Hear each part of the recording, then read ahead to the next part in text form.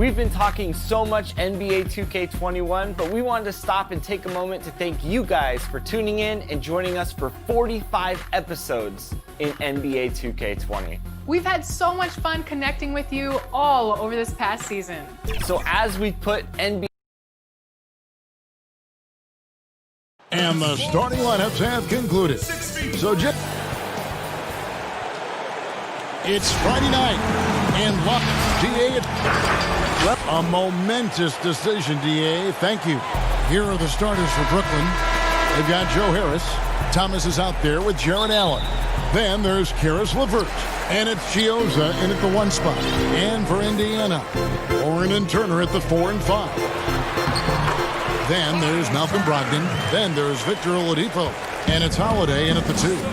And this late in the season, Clark, for non-playoff contending teams, really there's nothing to lose. The pressure is gone. You can let it rip, can't you? Yeah, there's a freedom that you can play with when you don't have the pressure or the expectation of being a playoff team. And sometimes that allows you to play your best basketball because there is nothing to lose. Harris drives in. That's good. And it's LeVert with the assist. Boy, LeVert's showing you his unselfishness there. I mean, if you're open, he loves getting you the ball. Brogdon kicks to Turner. Outside to Brogdon. The 19-footer is on the money. We're about 1 minute into the first. Now, here's LeVert. He's coming off a 22-point game against Golden State.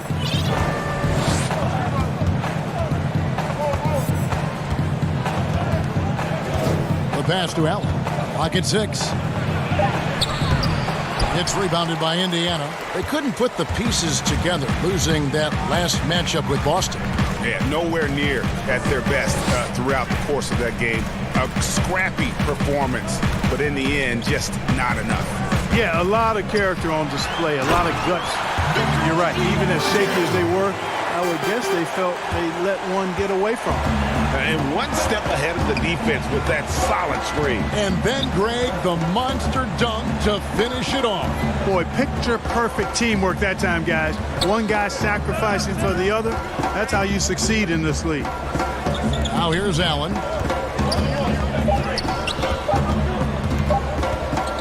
The Nets need to get a shot off here. And the shot clock expires. 24-second violation. Tyler Johnson, he's checked in for Brooklyn.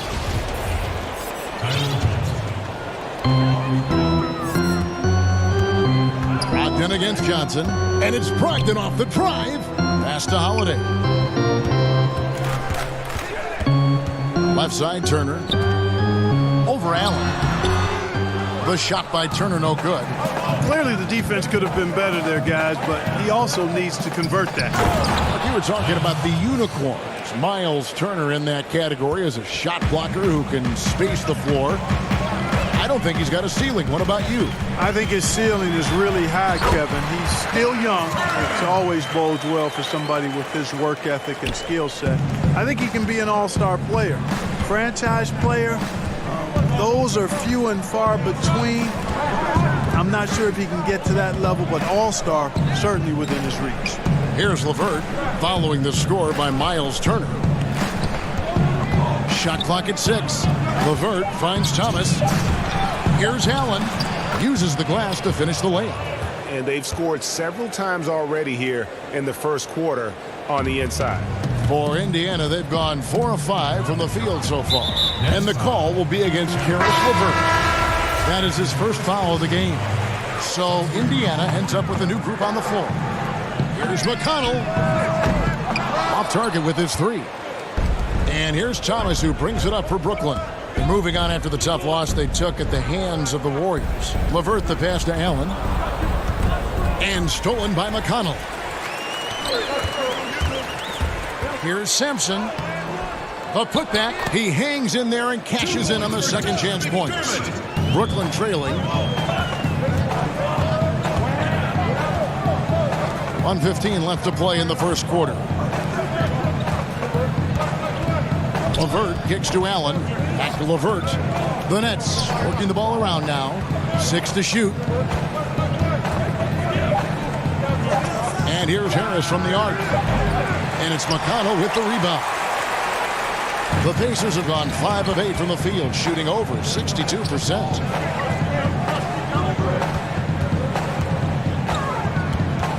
The kick out to Holiday.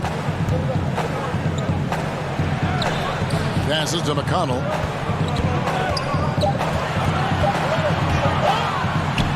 Now in the scoring column with that bucket.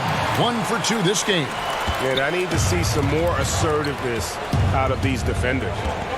That'll go on McDermott. That's his first foul.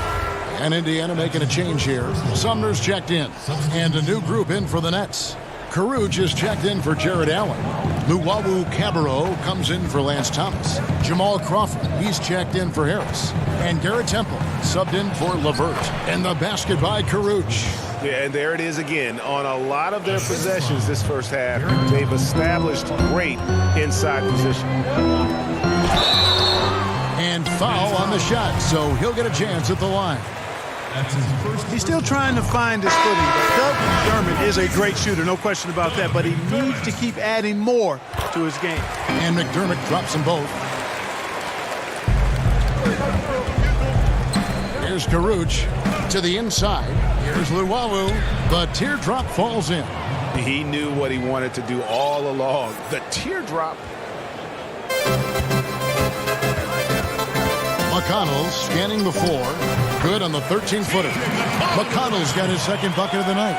And you see the ability to rise and fire from mid-range, even against that rim. You know, guys, if they're in A free-flowing first quarter. Great scoring through 1. Indiana out in front, up by 4. And we'll be back with you for the start of the... I don't really limit myself to one position. And with all the switching we see teams, Greg, employing right now, that defensive versatility is highly prized, highly valuable. And Johnson, an excellent athlete. He's got the tools to impact the game both offensively and defensively. And hope you've enjoyed the broadcast so far, halfway through the first half in this one. And when you consider how the Pacers are doing, guys, what do you think? Showing a lot of confidence in their rotation. They went right to that bench when they needed points.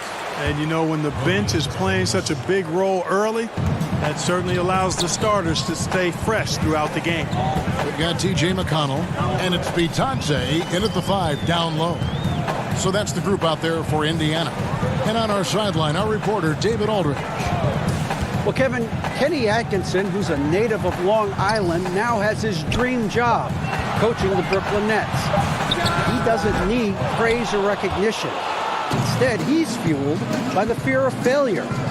He says, I always feel like I'm one banana peel away from never being in the NBA again. Kevin, he's got his team playing with that same determination. David, he sure does. Thank you very much. Nobody even close to him, and he can't believe he doesn't knock it down. And truly some significant roster changes for the Pacers this past summer. Jeremy Lamb, Malcolm Brogdon, T.J. Warren, they've gotten younger and gotten better as well, if you ask me. Excellent work by the Pacers front office. Great teamwork, punctuated by a strong finish. That is the perfect fast break, guys. Getting a hoop before the defense can get set. The Nets shooting their first free throw of the game right now. And 74% has been the mark for them on the season thus far. You know, they've really put themselves behind the 8 ball in so many of their games because they just have not been able to knock down those foul shots. Pass to Sumner. From 18 feet away, Warren, good. Warren's got his first points of the game. He does not lack for confidence, and he shouldn't. I mean, this guy's a dangerous scorer. Here's Temple, guarded by Oladipo. The pass to Caruge. Here's Chioza. 5 on the clock. Three-pointer. And again, it's the Nets missing. And so it's Turner with it. He brings it up for Indiana. Oladipo against Crawford. Sumner passes to Brogdon. And he makes good on the layup. And it's a 3-point Pacer lead. And love the professional, hard-nosed approach that Brogdon takes. So good at adjusting, even through contact. Here's Temple. Still getting warmed up offensively. No scoring hit from him. That one good for 2. Well, we've seen that movie a few times, haven't we? An easy bucket in the paint. Well, listless and lifeless at the defensive end. I mean, especially inside. They've really got to pick up that interior defense. Mark, the level of nuance in the footwork that keeps evolving every few years. Talk about the changes that you have seen from the time you've played to the exquisite footwork we see now. Well, you know, some of my peers would say that these guys are being allowed to walk and have it talked about as good footwork. So you work with Reggie and other guys, and I hear them all the time saying guys are getting away with carrying the ball and so forth. But the footwork is pretty good. I mean, when you think about it, the step-back three-point shot, the ability to make plays off the dribble, all attributed to footwork. I think it's just an evolution of the game. As players see more and more of excellent work on the court, they're able to emulate it a lot sooner and a lot better. Pass to Llewellyn. Lets the 3 fly. No good on that one. And it's the Pacers taking it the other way. Outside Warren. Good, and it's Oladipo picking up the assist. Warren's got the lead up to 5 now for the Pacers. They've been looking out of sync offensively. Yeah, their offense has ground to a standstill. They get a hand on it. Stolen by Warren. And if they're thinking, they can get a 2-for-1 here. Well, we'll see if they have the awareness to realize that. Well, if you don't take care of the ball, fellas, that's what can happen. Absolutely great. That makes the turnover even more painful. What? You mean the throwdown at the end? I'll tell you what, fellas. I mean, the highlight shows are going to pain them even more. Here's Temple, guarded by Oladipo. Fires, high post. It's rebounded by Indiana. Here's Sumner. Nothing yet on the scoreboard for him. Warren, good. Nice play, and you can see they're gathering momentum. And, you know, they need to stay aggressive here. Build the lead up while they've got the chance. Don't waste this opportunity. He got it up, and he got that one up in time, but doesn't go in. It's the 2K Sports Halftime Show. Welcome back. For the Pacers, the first quarter was pretty even. They did jump out to a lead in the opening period, but... And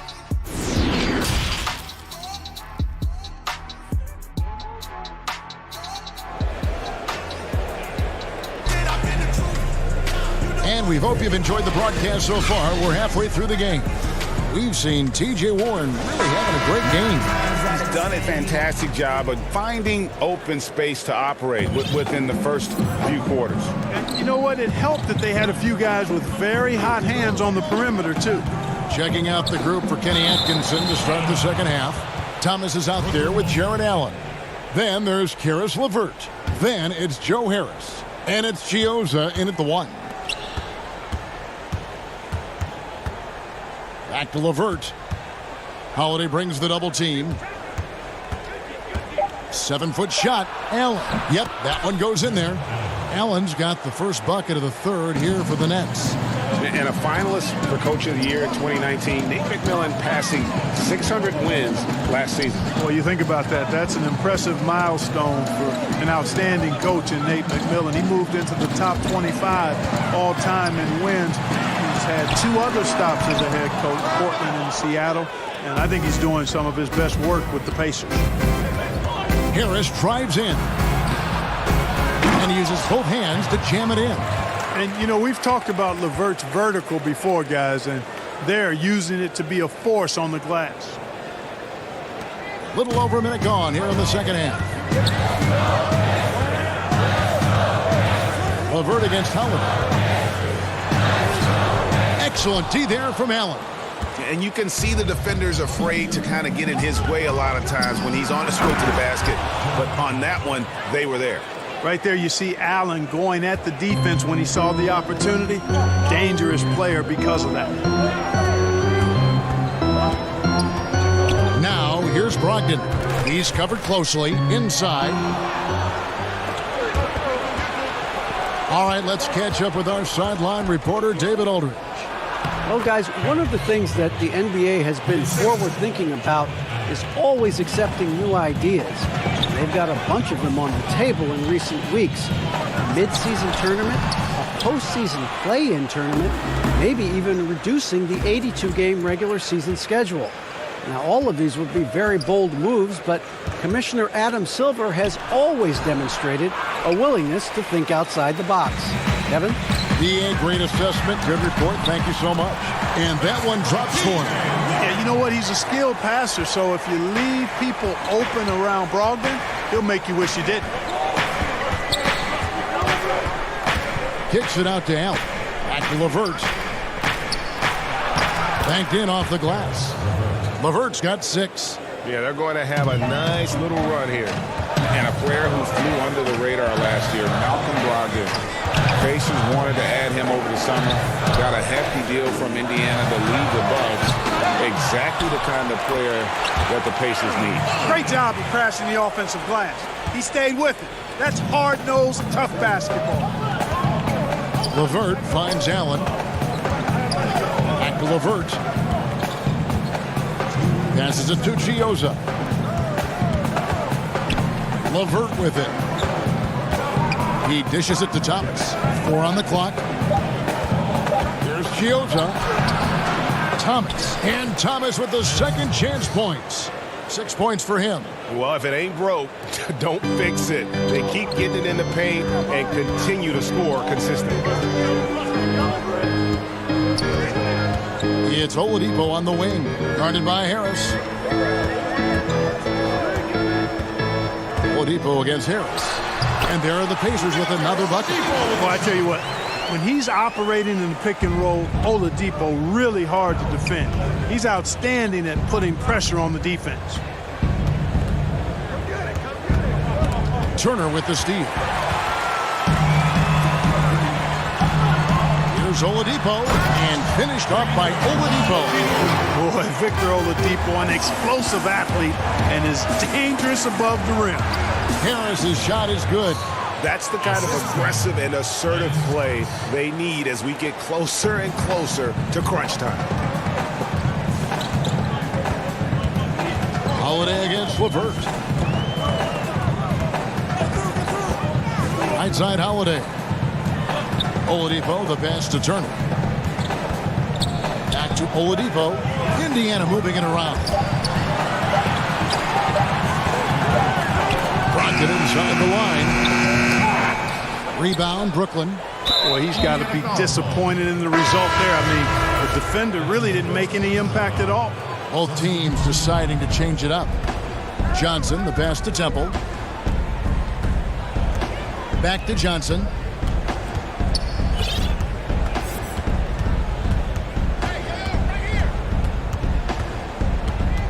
Pass to Harris. Here's Luwawu. Lays it up off the glass. Luwawu's got 6. You know, with Harris, if you're open, he's going to make sure he finds you. Here's McConnell. The putback. It's good on the putback. And the Pacers lead by 3. 3 quarters of play in a close game here. Pacers lead by 3. And right after this, while we have the chance now, folks, let's go to our State Farm assist of the game. Just true artistry right there. I mean, great decision on where to go with the ball, and how about the perfect delivery. And they'd love to see every possession end this way. True team basketball. And I know I speak for all of us when I say I can't wait to see what kind of finish awaits us here in the 4th quarter. We got Doug McDermott, and it's McConnell in at the point. That's the Pacers 5. Feeds it to McDermott. Here's Bitadze. Off target from 3-point range. Nets trail by 3. Temple, the pass to Allen. He doesn't hit that one. And Indiana will come the other way. Their biggest lead of the game was 9. After this one, they're off to Philadelphia to take on the 76ers. That will be a getaway game for them, a 1-game road trip. The D just kind of stepping aside and letting him get to the rim. There's a reason, GA. The lead is what it is right now. You know, you look at it, the communication is lacking, as is the trust. they can ill afford those types of breakdowns. It won't work. You can't win with those kind of breakdowns. McDermott, no one around him, keeps it alive, and Holiday is right there. Now it's a 7-point Indiana lead. Oh, how about the deft touch right there, guys? He just guided that ball back up and in. Just a fingertip touch on the ball. That's exactly right. No need to catch it when you've got the kind of soft hands that he does. Thomas checked in for Brooklyn. Harris comes in for Garrett Temple. And a great track record in the draft for the Nets. Caris LeVert selected with the 20th pick, and Jared Allen taken at 22. And you might want to throw in, guys, too, Rodions Kurucs, the 40th pick in 2018, had a big impact, even participated in the Rising Stars Challenge. And, you know, sometimes you got to make your own breaks, make your own good fortune, and that's exactly what the Nets have done. And Holiday kicks to McDermott over Harris. They get it back. Vitadze, the pass to Sampson. Here's McConnell, and he wills that one in, sinking right through off the back iron.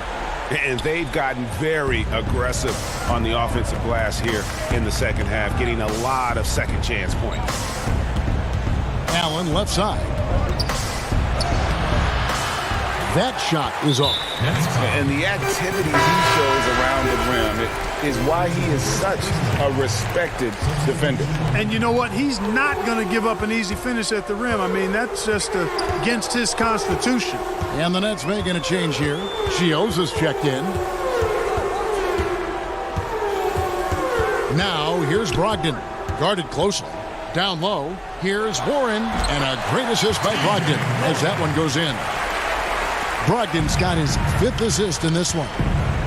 Harris dishes to Allen. Turner comes with the double team. Here's Warren.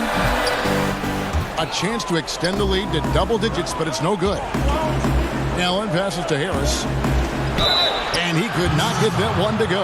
Out of contact, and he'll go to the line for 2. It's going to be on Miles Turner.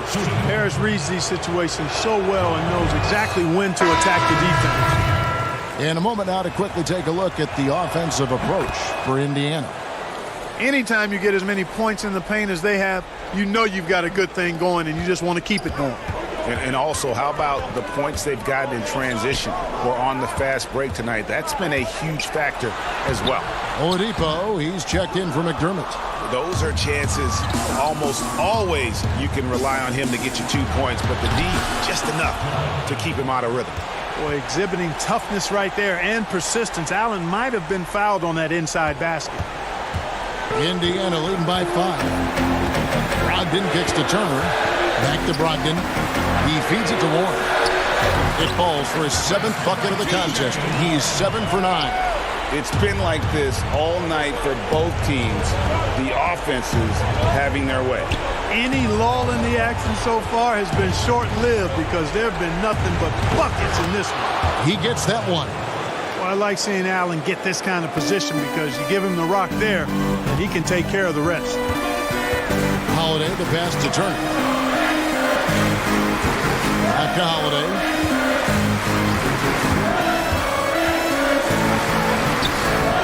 And the layup falls. And the Pacers lead by 7.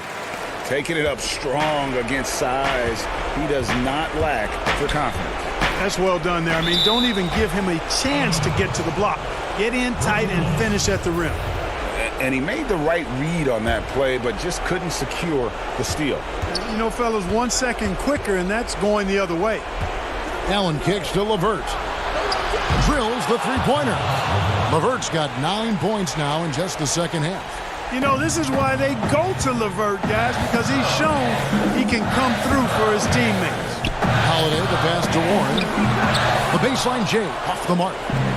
And it's Harris with the ball for the Nets. Trailing by 4. Up again. It's rebounded by Indiana. Their biggest lead of the game was 9. The foul on Joe Harris. That's his first foul. And they are in the driver's seat. Yes, they are. If they come away with points on this trip, Katie barred the door. Indiana moving the ball around. The pass to Oladipo. Brogdon outside. No good. Shot missing. And it's the Nets taking it the other way. LeVert the pass to Gioza. Almost, but it rolls out.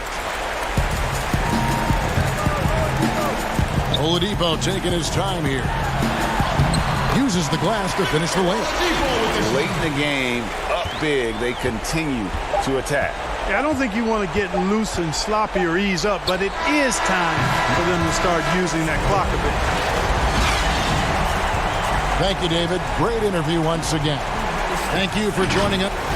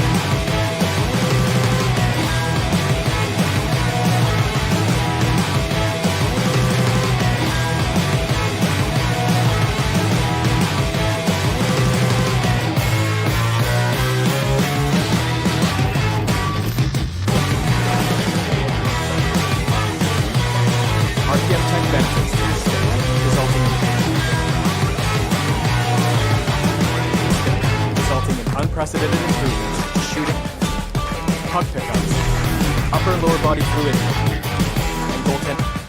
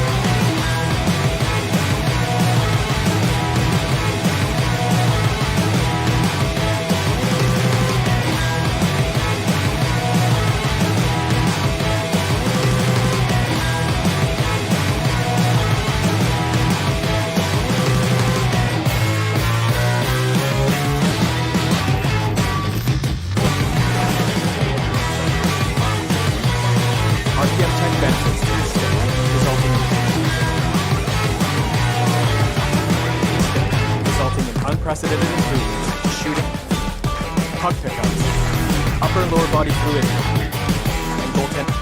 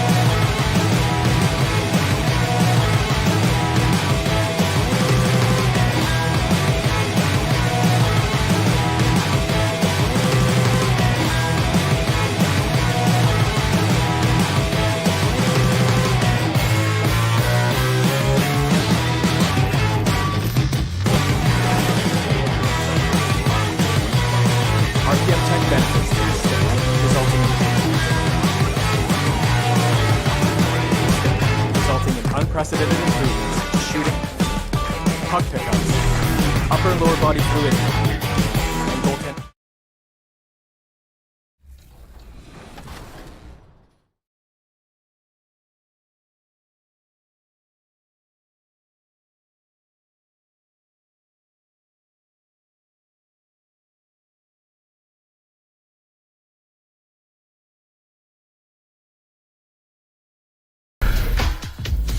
Welcome to this very special episode of NBA.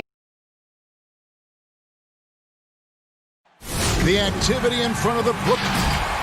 Let's quickly take a look at the standings out east. The season nearly complete. You look at Brooklyn. They're in 7th. They're looking to hold on to that seed for the playoffs. And, of course, the Bulls sitting there 4 spots below. And seeing where the Nets are, they had much bigger things in mind when the season started. They didn't think of themselves as a middle-of-the-road club, but right now, that's where they are. I thought this might happen. Confidence can take you a long way, but you also have to have the talent to back it up. Now let's take a look at the Bulls' opening lineup. Levine at the 2 with Porter at the 3. Markkanen and Carter are up front, and it's White in at the 1. And for the Nets, Jared Allen is out there with Thomas. Then there's Caris LeVert. Then it's Joe Harris. And it's Chiozza in at point guard. Here's Chiozza after the Bulls pick up 2. Well, Smitty, we're coming down the stretch here. Talk about the mental toughness needed to finish a season strong. You know, I think you got to have that. Everybody talk about the game physically, guys making shots. And we all know there's some teams and players, they all do that well. But who's the tough team that can get through the tough times? That's when you see the teams that can get over the hump and you start to say, I like that team. got it. Nice one there from Levine. This is the capability Zach LaVine has. Can score on all three levels. Porter with the steal. And here comes White, leading the fast break. And White with the stuff. Any chance you get, you want to put yourself in a position to succeed, and that's what he did there. Great job of reading the floor, got to the rim, and made a play. Here's Chiozza. 11 points for him in that last game against the Warriors in San Francisco. Just 5 to shoot. Here's Thomas. It's all in by the Bulls. Last game matched up with the Magic. Tough loss there. Markkanen kicks to Levine. Back to Markkanen. Got him with the pump fake, but couldn't finish. The Nets have gone 2 for 4 from the field so far today. LeVert the pass to Chiozza. Allen left side. And it's Allen slamming it down. Whoa, that'll wake you up. He is such a great athlete. The Bulls have gone 3 of 4 from the field to start out the game. And Levine, here we go. Bucket is good. Right there, the burst of Zach LaVine. Once he gets a step on you, it's hard to catch up. Here's Allen. Basket is good. The assist from Harris. Just setting the tone with an aggressive move to the rack. And where's the help defensively? No excuse. You have to be aware. He should be on your radar all the time. Markkanen kicks to Carter. Outside, White. Pass to Markkanen. To the middle. Here's Carter. Allen with the rebound. And you can see the defenders afraid to kind of get in his way a lot of times when he's on his way to the basket. But on that one, they were there. Now flying high and throwing it down with the one hand. One of his favorite moves right there, guys. And a one-year player at Texas, Jared Allen came into the league as a bit of a project. He's got ample playing time to develop in Brooklyn. And Greg, safe to say, Allen's defense is ahead of his offense. Yeah, but his mobility and leaping ability serve him well as a finisher, providing that vertical spacing teams like to have inside. Chicago making a switch here. Luke Cornett, he's checked in for Wendell Carter. Young comes in for Lauri Markkanen. Satoransky's checked in for Otto Porter Jr., and it's done in for White. And it's the Bulls with the ball. Following the bucket by the Nets. The feed to Levine, and the jam by Levine. What I like is when Chris Dunn keeps his poise, keeps his eyes up, good things happen. Here's Temple, guarded by Levine. Pass to Allen. And Allen slams it in. Oh, big finish, emphatic. He hangs on the rim just for good measure. Wow. And so Satoransky will bring it up for Chicago. It's a 3-point game. Outside, Levine. Offensive rebound. The uncanny ability to time the tip in. He does this night in and night out. Here's Allen. That's good, and it's Johnson with the assist. 10 points for Allen. How about 5 straight made from the field to start? Dunn passes to Levine. The putback. Great positioning on the putback. And folks, he did not luck into that one. He knew just where he wanted to be to grab that backboard. Here's Ruwawu, and oh boy, a lot of contact there, but he gets the call and will shoot 2. It's on Thaddeus Young. Brooklyn shooting their first free throws of this game. The first one falls.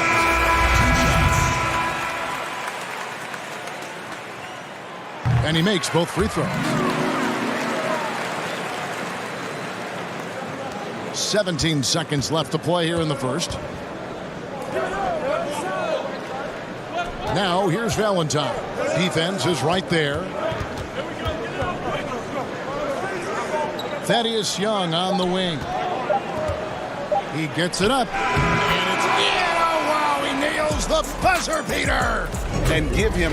Jared Allen has been on display for Brooklyn. He got into double digits for the quarter with 10 points total. We come back right after this.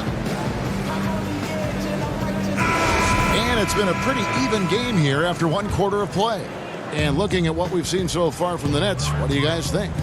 Hey, why take jump shots when you can get your points at the rim? Especially at the start. You want to get something positive going and establish your rhythm. So for Chicago right now, Valentine out there with Thomas Satoransky. Then it's Young, and it's Cornette in at the 5. And here we go. Fast break. Crawford's got it. Here's Allen. Count the bucket coming off a perfectly placed assist. Allen's got the lead up to 5 now for the Nets. And Coach Jim Boylan agreeing to a multi-year extension with the Bulls this summer, Greg. And taking that interim tag off his title as head coach, Boylan, with over 30 years of coaching experience, afforded the opportunity to continue developing this young core. And they've repeatedly probed inside in the first half, guys, and it's paid off. Temple dishes to Johnson. Temple the pass to Karuch. The Nets working the ball around now. Poked away. And here's the fast break. And Satoransky wide open. He fires. And the Bulls tack on 2 more. And for the Nets, they're shooting the lights out in this one, 77%. Here's Karuch. Another one falls for Brooklyn.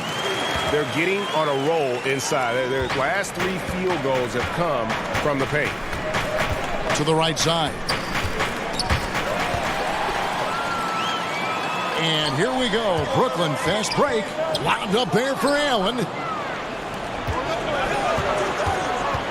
Over Temple. And that one hits back iron. Brooklyn leading by 3. Here's Karuch. It's tipped. 3-on-3. Young passes to Hutchison. That's in, coming off the assist from Young. Great timing. That can be the difference between an assist and a turnover. Oh, and there's the alley-oop. And for those of you just joining us, we're almost 2.5 minutes into the second quarter. And here is Satoransky. He gives the team some steady offense, a bit under 10 points a game. Crawford outside. Johnson double teamed. Valentine with it, and it's Johnson picking him up. And Young kicks to Satoransky. And they're unable to get the tying basket there. The Nets with the lead. To the inside. Tries it from 9. Allen's shot is off. I'm not sure the defense affected that shot. That was just a blown gimme. Over to the wing. Valentine passes to Cornette. And he drops in the layup off the glass. Cornette's got 6. From a low drama perspective, Steve, which stars do you think would be the easiest to play alongside and be their teammate? I think Kawhi Leonard for sure, Kevin. Doesn't say much, just goes out and plays. Steph Curry, Klay Thompson, Jokic, a lot of those superstars. I think Paul George is another guy that goes out and just plays. So there's a few out there that would love to play alongside. He a quick trigger, and from that range, if he senses the defenders have backed off, forget about it. Now that we have a second, let's take a quick peek at the rebounding numbers for the last handful of seasons for Allen. On the boards, he's been a much bigger presence these last few years than he had been prior. And he can be counted on now to make an impact with his rebounding. And that's a product of all the work he's put in down low. So both teams making some changes here.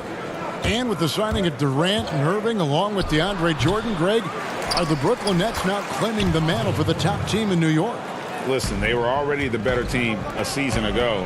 After stealing the Knicks' thunder in free agency, acquiring the superstar talent, they're poised to steal the Knicks' cultural relevance as well. Back in the day, someone would have blocked him out, but times have changed. Porter in the corner. Back to Dunn. From down in the low post, it goes. Dunn's got the game tied up here for the Bulls. And so Thomas will bring it up for the Nets. Last time they met was right here, and they came out with the win. And their last matchup was a nail-biter, but they hung on, and in part it was because of their rebounding. Here's Temple. He gives his team some nice contributions, averaging a bit over 10 points a game. Attacking the defense with the pass. Don't need to be a hero. About 3 seconds between shot and game clock. Dunn passes to Carter. Right side, Markkanen. Dunn kicks to Markkanen. 6 on the shot clock. Okay, at 7 feet, 240 pounds, Markkanen's agility jumps out at you, drawing contact off the bounce. Bulls have gone 1 for 2 on the night so far from the line. And the Nets making a change here. No good on the second free throw. Now here's LeVert. Takes it from 10. No good that time.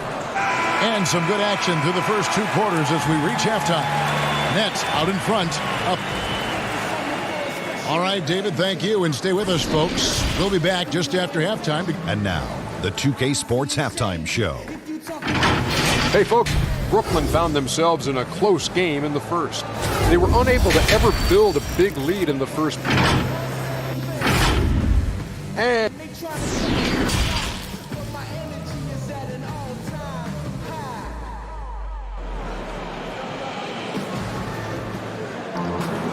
we've got second half action for you, and if the next couple quarters are similar to the first, this one could go down to the last possession. Jared Allen with a strong contribution so far in this one. Yeah, and just look at the numbers from the first half. He has been very efficient. And it's not like everything's been at the rim. There's been a number of jump shots along the way. They've got Karis LeVert.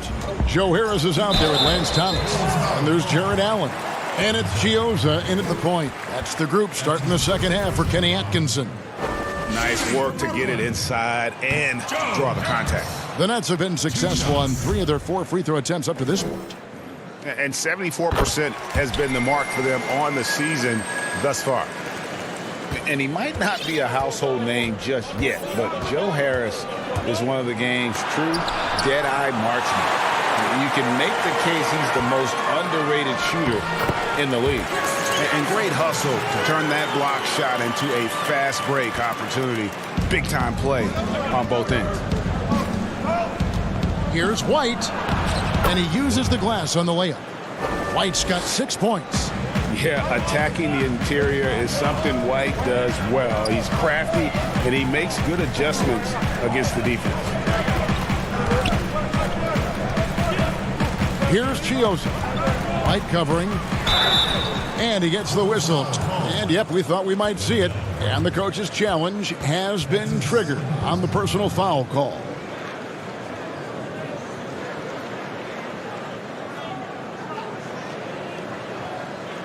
And this is the time now where the officials can review in closer detail what constituted the original personal foul. Getting a different angle can sometimes make it a lot easier to determine. Greg, indeed, and the one thing with replay review is that when you see the slow motion replay, you really get a new appreciation for just the immense speed at which these players are moving at. And how fast the action really is, and how hard it can be sometimes, you know, Greg, to make the right call. And so the word is in. They've decided that the call stands as it was made on the floor. And, you know, even if a coach still feels this wasn't the right call, you got to acknowledge the effort being put in to reviewing it. Double checking, and the game continues on. Levine against Thomas. From deep three-point range, Levine can't hit. Well, he's got a great stroke. That one almost dropped. Thomas passes to Chiozza. Outside for Thomas. Lets it go with a 3. Connects from three-point range. Thomas got the lead up to 7 now for the Nets. How many times have we seen a possession like that from them today? Ending with a basket, coming off a pretty pass. White controls the rebound and puts it back up and in. That is really good work there on the offensive glass. LeVert up top, guarded by Levine. LeVert the pass to Allen. Got it, and he's now 8 of 9 from the floor. Terrific game plan coming out of halftime. A perfect 3 for 3 from the field. Here's Levine. No good there. Excellent D there from Allen. Looking at the Bulls roster, there is a lot to like. They have a great collection of talent, and their core players are all very young and improving.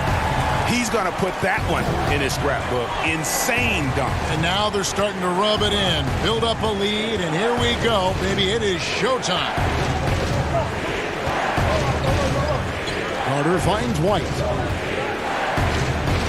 Oh, yes, he did. 5 up and 5 down for him so far. And Steve, for the Bulls fans, their hopes lie in their young core. Totally agree. The Bulls should focus on developing that core. Have a good blend with Levine, Markkanen, and Carter. They just need to keep their eye on the prize. Oh, he blocked it and deflects off the backboard. Porter against Harris. A nice shot by LeVert. And it's an 11-point Brooklyn lead. Yeah, they're going to have a nice little run here. Bulls have gone 3 of 8 so far in the third quarter, looking to lock in that rhythm. Back to White. Baseline J on the way. Allen with the rebound. Allen's got rebound number 7 for him tonight. Just a solid performance on the interior. The rebounding has been off the charts. Yeah, easy call. The Nets have gone 6 of 8 from the free throw line tonight. And that one falls for Allen. Both teams will make substitutions. And Allen drops them both. There's 1:26 left to play here in the third. Done outside. Young taking his time here. Here's Hutchison. Looking at his point production, he averages almost 8 points a game. Shot clock at 2. The 3 from Valentine. But they get it back. Here's the double team with Allen. Young passes to Harrison. Here's Hutchison. Gets an open look and hits. Hutchinson's got his second basket. Nets leading by 11. There's 48 seconds left in the third. Back to Allen. And he banks in the layup. Allen's got 10 points now just in this quarter. Man, just adding insult to injury. He just waltzes inside and extends this lead. A uncontested shot at the rim. You have to compete at all times. Starter in this league for almost a decade. Thaddeus Young's numbers, Greg, won't blow you away. So what is it that makes him a winning player? I think it starts with his defense, Kevin. Drawing charges and getting deflections. His quickness puts him in a position to make those effort plays. Thomas checked in for Brooklyn. Joe Harris comes in for Jamal Crawford. And a change for the Bulls. Saransky's checked in for Valentine. Out to the right wing. 6 seconds separating the shot and game clocks. Luwabu's shot is off. And his pure defensive effort changed that shot from an easy one to a tough one. And you know, technically, it's a high percentage look, but this is why we play the game. It's Thomas outside. The shot misses. And so it's the Brooklyn Nets with a 10-point lead. Some breathing room heading into the break. They're playing a bruising. And a moment now as we take a look at our State Farm assists of the game. And I'm glad this was the pick because I love this pass. Such a great dish. That's what I call court vision. Yeah, you also have the location of the pass. Puts it right where it needs to be, where his man can do something with it. Fourth quarter of action is upon us. Thanks as always for joining us.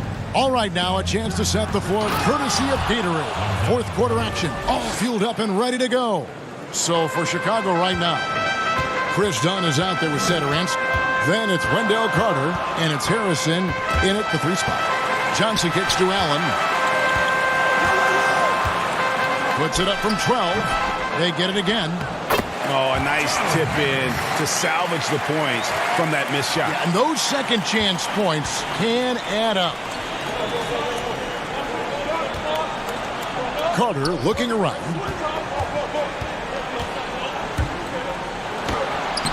Makes it off the glass. Quick first step. Wendell showing he can put the ball on the floor and drive it. And Thomas Satoransky gets the whistle that time. That's his first foul. And the Nets making a change here. Chioza's checked in. And the Bulls making a change also. Markkanen's checked in. The putback, he hangs in there and cashes in on the second chance points. And those second chance points really become almost like bonus points when you can get them. Satoransky with it. Outside, Markkanen. Knocks it loose. Thomas with the steal. From deep. Shot clock reset for the Nets. Up and in on the layup. And now it's a 12-point Nets lead. He's not looking at the score. He's staying focused, and he's staying active. There's two things they rely on him for. Being competitive and bringing energy. How is it possible? Wide open, too. Here's Luwawu. Misses the layup. He had him with that pump fake. Bulls trail by 12. It's stolen by Johnson.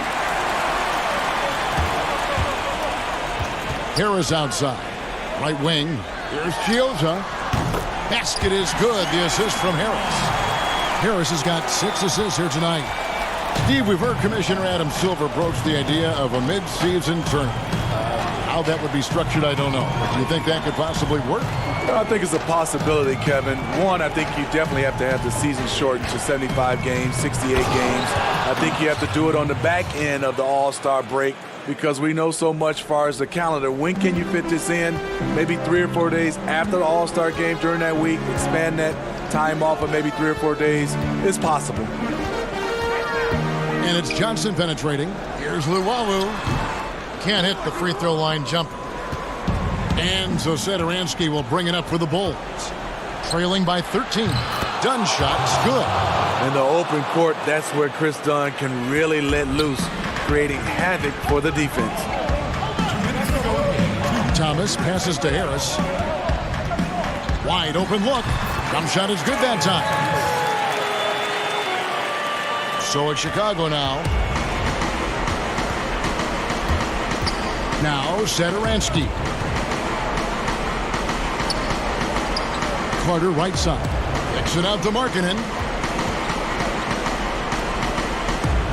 Here's Harrison. Guarded by Harris. Down to 5 on the shot clock. Outside Carter. The shot. No good. So Brooklyn will take it the other way.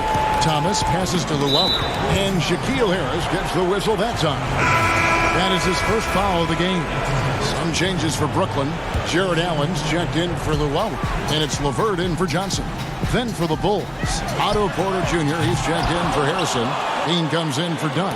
And it's White in for Satoransky. Carter, the pass to Levine. 1:11 left in the fourth quarter. And contact on the shot, so he'll be shooting free throws here.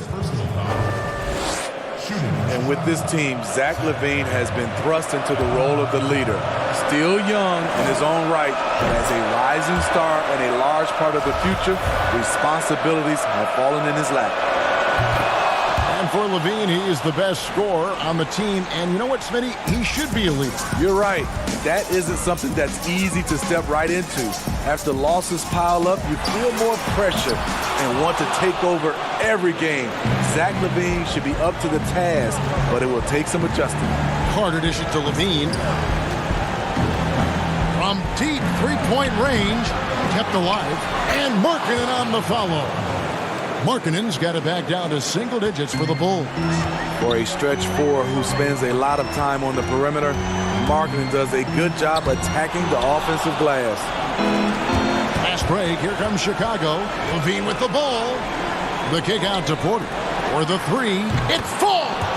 Oh, and that cuts the lead to just 5. In a tight game, get the ball to someone who won't shrink. Big shot by Porter. Here's Allen. And again, unable to change momentum here. They've got to take the first good shot they can find. And even if they make it, they need an immediate foul no matter who catches the ball. Woo-wee. if you want to know what Zach LaVine is made of, you just found out. Allen outside. Thomas passes to LeVert. Back to Thomas. Here's Chioza. On the wing, Harris. Lets it go. That's good. And that shot was huge as they try to stem the tide here in Hank. David, thank you as always. And that about wraps it up for Greg Anthony.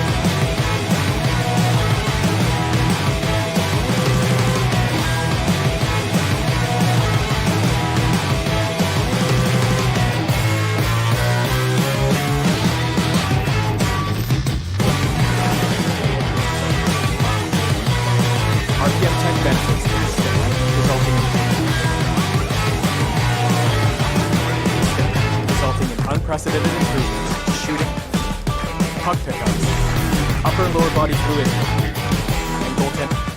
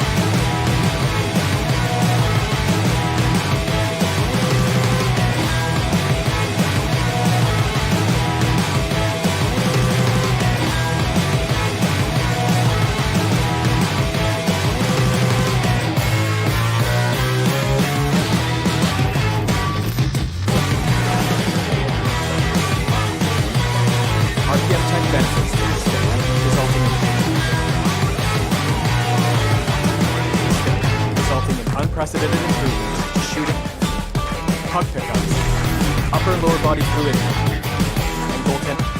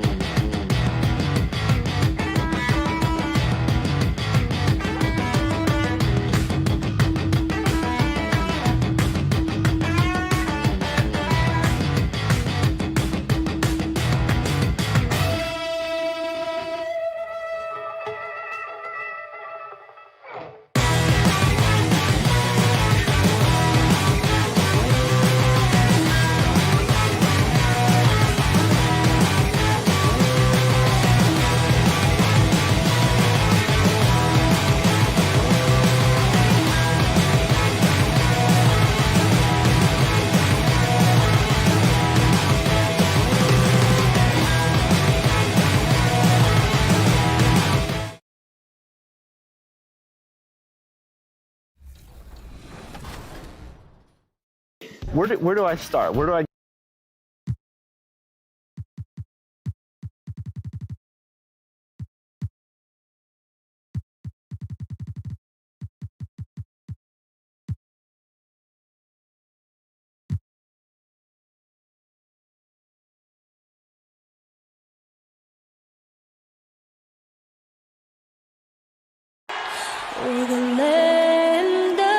The 2K Sports pregame show.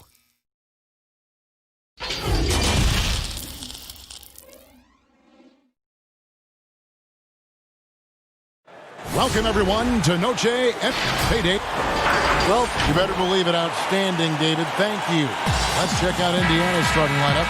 Leaf is out there with Miles Turner.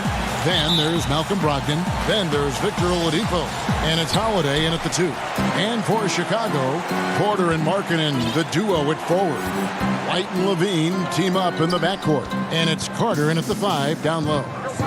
Now here's Levine. Porter kicks to Levine. Shoots over Turner.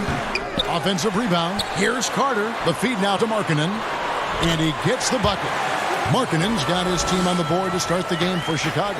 Look, you got to keep Markkanen out of the paint. He's just too big on that block and imposes his will. And that one's good, Brogdon. Doris, the playoff seedings still jumbled a bit up in the air. Just how important you think it is to get home court advantage in the NBA playoffs in this era. Historically speaking, Kevin, as you know, home court advantage is absolutely monumental, and it doesn't matter the round of the playoffs. Could be a conference semifinal or an NBA final.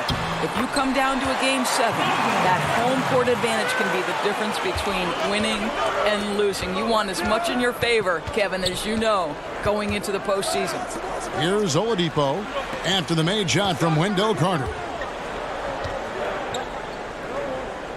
Oladipo dishes to Turner. Oladipo outside. 5 to shoot. Shoots it up. Here's Leaf. Another shot. Off to a good start as he hits his first shot attempt. You simply must put a body on this guy. You know he's going to try to get to that glass. Bean passes to Markkanen. And here's the break. Here's Leaf. It's good. The assist that time from Holiday. Leaf's got his second basket of the night. And this is what you want on both ends, to win the battle of effort. And that's exactly what you can control, right? Your desire, your hustle, your will to succeed. Oladipo. The second effort. Second chance shot. It's Oladipo on the wing. Good on the three-point shot. Oladipo becoming a major threat from distance. Nice. The Bulls have gone 2 for 4 from the field so far today. Outside, Levine. That one's off. Still out of sync. For Indiana, they've gotten 4 of 6 field goal attempts to drop in the first quarter. The shot by Brogdon, no good. That's not the type of opportunity he fails to convert very often. Levine, good. Zach Levine doing work in the mid-range. He's got that shot in his bag. Yes, sir. Well, you just watch Levine play, and you can see the athleticism he possesses. Greg just explodes anytime he wants to. And guys, with Levine, the speed and first step have always been there for him. But you can see the strength he's added to his game since his rookie year whenever he goes at the rim. Here's Brogdon after the made shot from Zach Levine. And Zach Levine gets the whistle that time. That is his first foul of the game. So Chicago ends up going with the new group. So an entirely new group in now for Indiana. Doug McDermott, he's checked in for Leaf. T.J. Warren comes in for Victor Oladipo. Justin Holiday's checked in for Aaron Holiday. And it's T.J. McConnell in for Brogdon. A moment now to see the numbers for McConnell. He's around 6 points per game, 5 assists, and 2 rebounds. And when he takes over at the point, he really keeps the offense flowing. Well, this is a guy who brings a solid skill set. Excellent ball handler, high level of playmaking, the perfect backup point. Now, here's McConnell. Looking at his numbers, he's averaging about 6.5 points a game. Feeds it to McDermott. And the pass to Turner. Tries from 10. That's good on the jump shot. Well, Doug McDermott, a high IQ basketball player, understands when his teammates are open how to find them. Bulls shooting their third and fourth free throw shots of the night. And he can't get the first one. And this Pacers franchise, 6 ABA championships, but none so far in the NBA. Well, Greg, they haven't been there very much, right? Their only finals trip came back in 2000. It took a Lakers squad led by Shaq and Kobe to 6 games.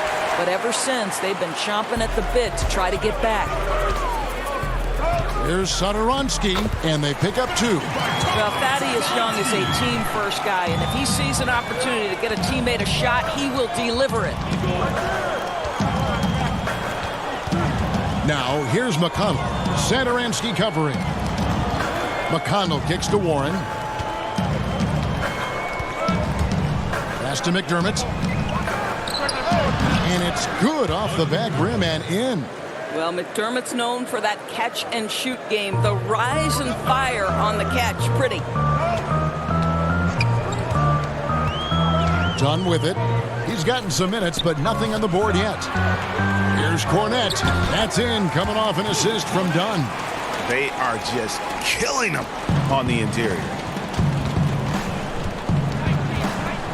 Now, here's McConnell. He's guarded closely. Up again. Great positioning on the putback. You know, we talk about it all the time, guys. Those second chance buckets, always the result of that extra effort. Satoransky against Holiday. The shot by Satoransky, no good. Both teams deciding to change it up.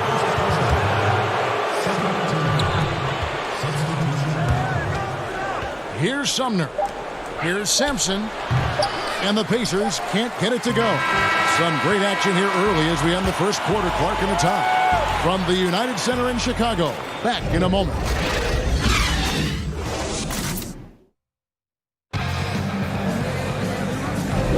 And as we return, it's Noche Latina, celebrating the NBA's connection to the Latin American community. And guys, what's your take on the Bulls so far? Well, you come in thinking they're going to settle for perimeter jump shots. Think again.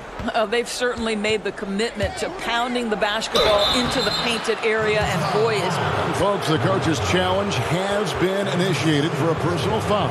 Close game like this, and he thought it wasn't a good call. And this is the time now where the officials can review in closer detail what constituted the original personal foul.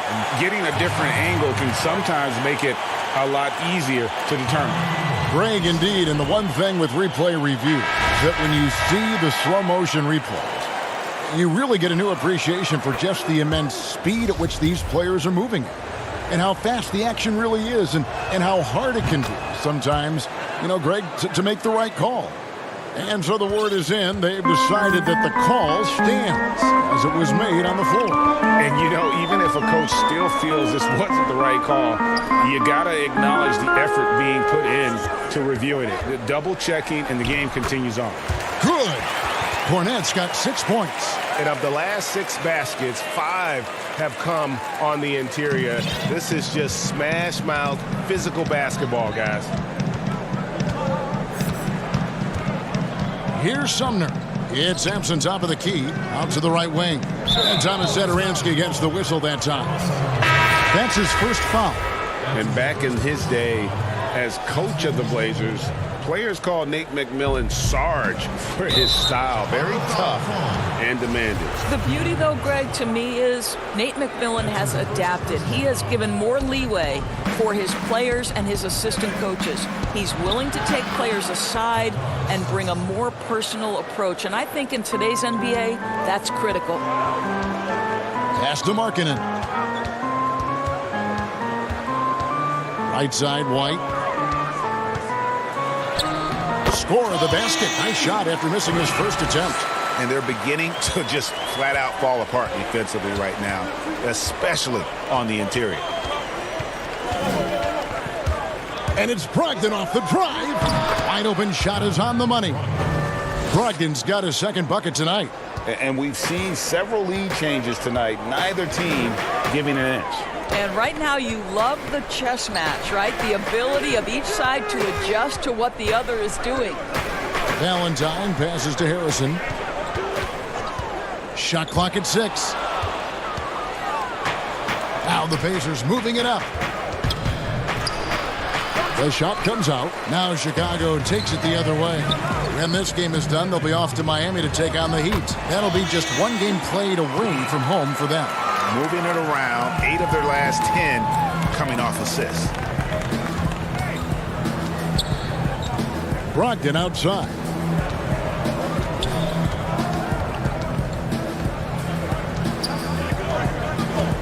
Fires for 3.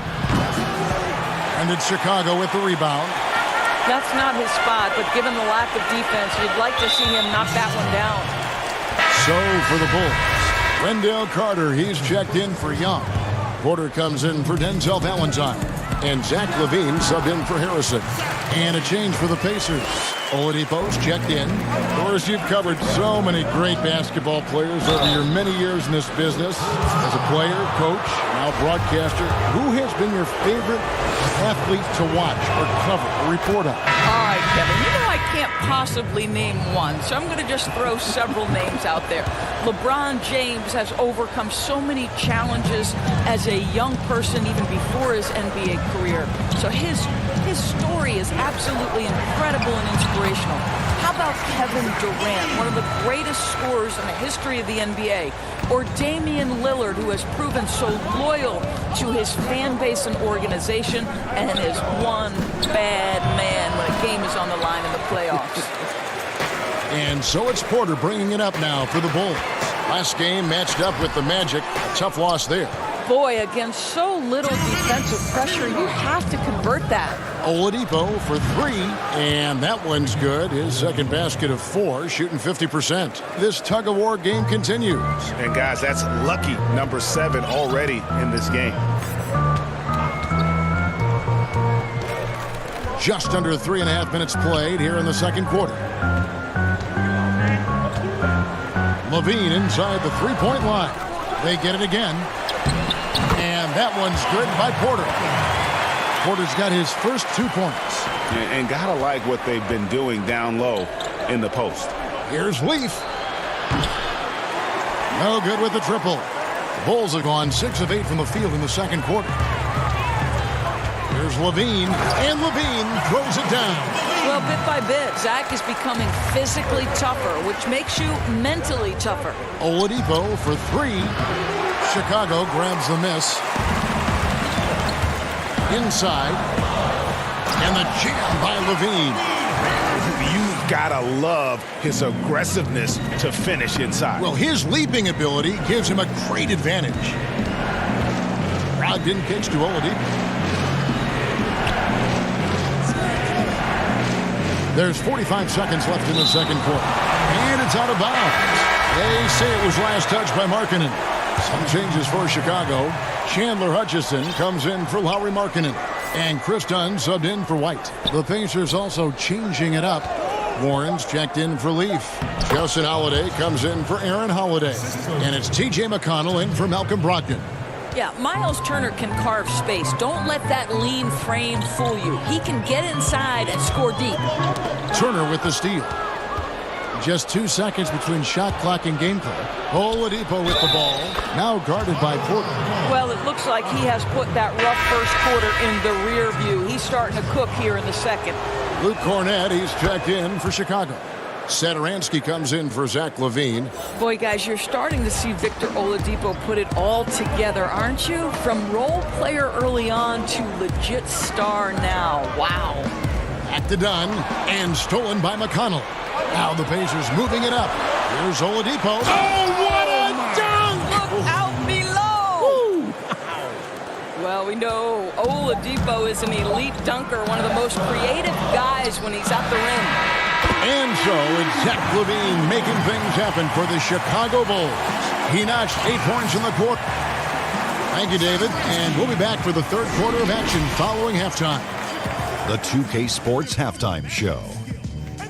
And we hope you enjoyed the competitive first half of that. It was a closely contested first quarter for Chicago. They never dug too deep.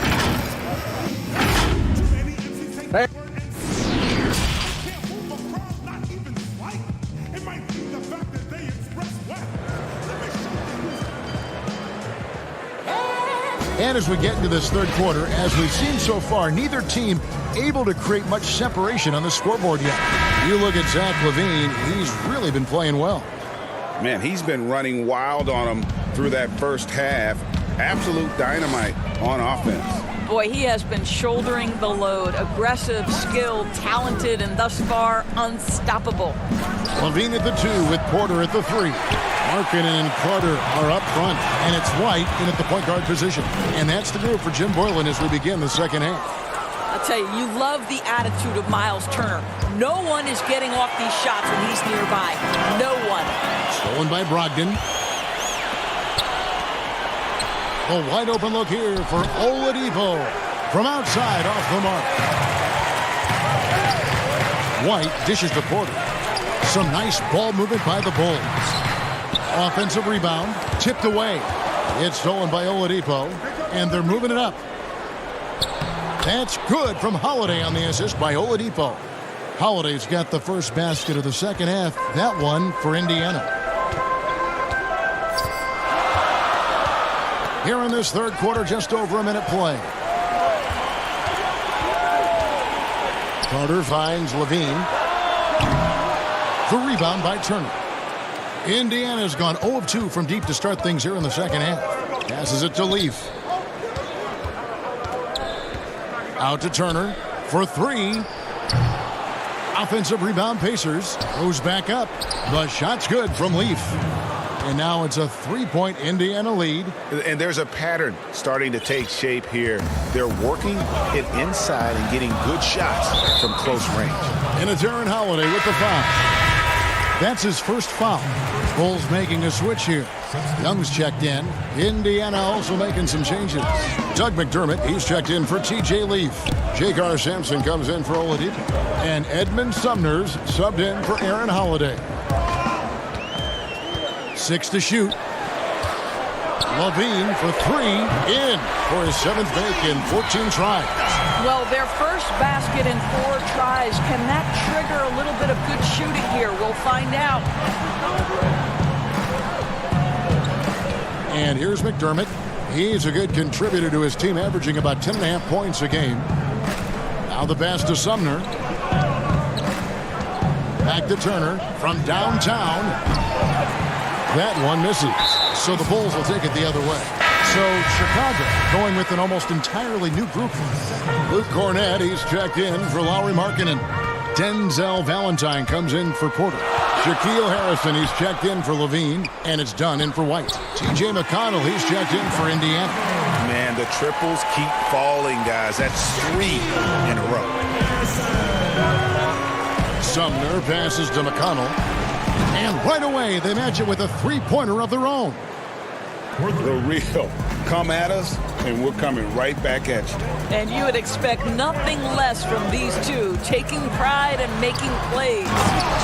And he's an automatic finisher when he gets into that area. He is, and he picks the simple one-hand stuff to get the 2 points. Sumner passes to McConnell, to the paint. It's deflected, but he recovers it. Sumner kicks to McConnell. Pass to McDermott. Thaddeus Young grabs the miss. Well, if the defense gives him that shot next time, they could get burned. I think he's just a little bit out of rhythm. Cornett. And foul on the shot. He'll shoot 2 at the free throw line. And I like the fact that the defense is looking to protect the rim at all costs. For Chicago, they have been successful on 3 of their 4 free throw attempts up to this point. Chicago making some changes. Chandler Hutchison, he's checked in for Young. And Satoransky subbed in for Harrison. T.J. Warren, he's checked in for Indiana. Justin Holiday comes in for Edmund Sumner. Now, here's McConnell. Dunn covering. Holiday with the 3. That ball. Nice speed that time from Turner. Holiday's got himself going there. His first points of the game on the deep ball. And very much a modern offensive game for Miles Turner. Doris, not a post-up guy per se. No, he can shoot the face-up jump shot. He's exceptional at rim running. And think about his running form. This is a young man that tried to fine-tune his stride. He has become a factor now, Kev, going end-to-end. Trains the three-pointer. Wow, if T.J. Warren makes threes with consistency, it will unlock every other aspect of his game, and that's significant, guys. Got a piece of it. Turner with the steal. Pushing it up. Shoots. Holiday finds Warren. Back to Holiday. Outside Warren. Holiday, the pass to Warren. Just 5 on the clock. Outside Holiday for the lead. Turner. And Turner stays with it. Turner's got his 3rd basket of the night right there. Well, Kevin, you love the determination, right? Miles Turner effectively getting to the window and getting another opportunity. And Cornett gets it to go. And the Bulls lead by 1. As we approach the 4th quarter, still anyone's ball game. Yeah, neither team able to create much of a cushion. Holiday surveying the floor. What a play! Simply drains it in at the buzzer.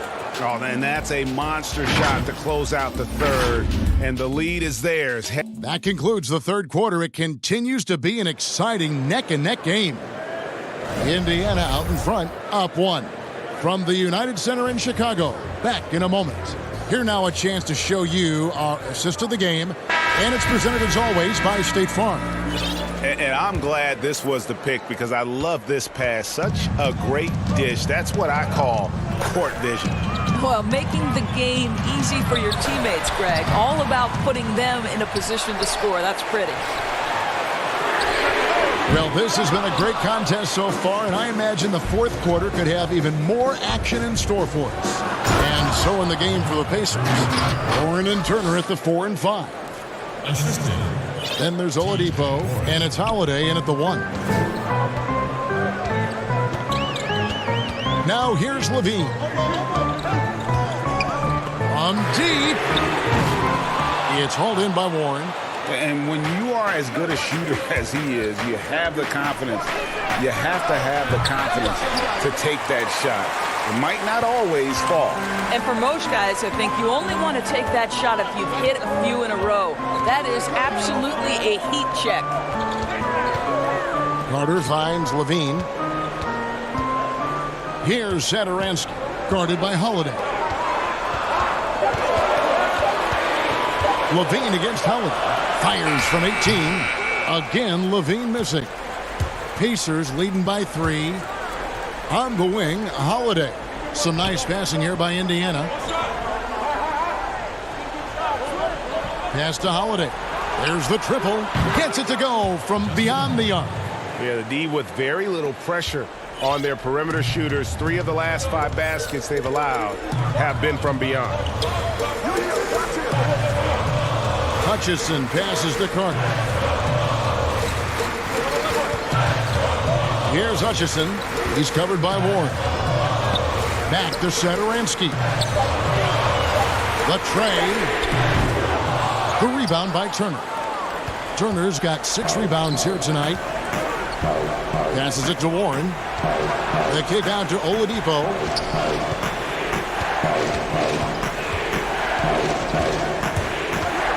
Down low, Turner.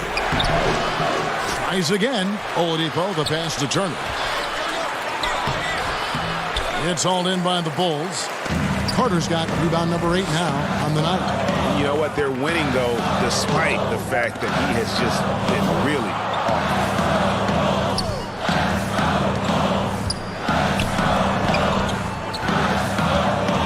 Left side, Levine. Over Oladipo. The putback. It's good on the putback. And those second chance points really become almost like bonus points when you can get them. Holiday. We're in the final quarter of play here. 3 minutes in. On the wing, Holiday. Stolen by Levine. Holiday against Satoransky. Laid in with a nice touch off the glass. Now just a 2-point Indiana lead. And here's Holiday who will bring it up for Indiana. Here in the fourth, they've allowed just 4 points. Here's Turner, and he gets the friendly spin, and that one drops. Wow, Miles Turner understanding it's my time because it's big time. And we're about 3.5 minutes into the fourth quarter. Levine can't hit. Nothing seems to be going his way this quarter. Well, not at the offensive end, certainly. He cannot buy a bucket right now. And he can time his passes so perfectly. Wow, what an assist. Bulls trail by 6.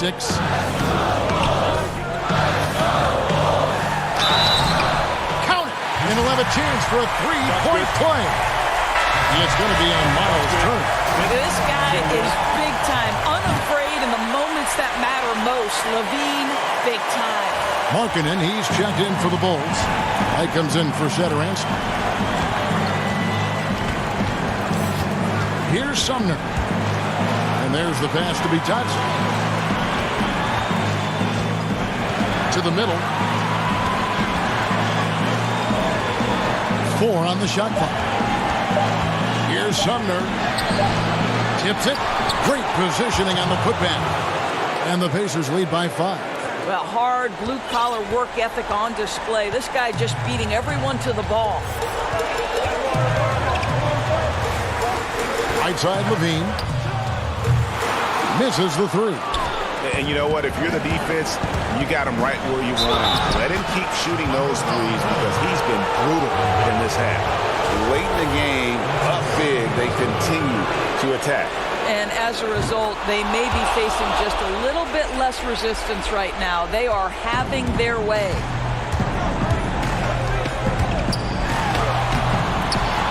It's hauled in by Leaf. This game looks like they've got it just about wrapped up. Yeah, just got to work that clock and take care of the ball. About 7 seconds separating the shot and game clocks. From deep. Carter pulls it in. I think it's safe to call this one a wrap. Well, it's been a hard-fought battle through much of the night. They just missed out on a couple of opportunities they'd love to do over. Well, you have to be cognizant of where people are when the shot goes up. Defenders not blocking out in that instance. This one for three. Off the mark. And so the Pacers take the win. They seem to relish their role. All right, David, thank you. And that'll wrap it up, folks. For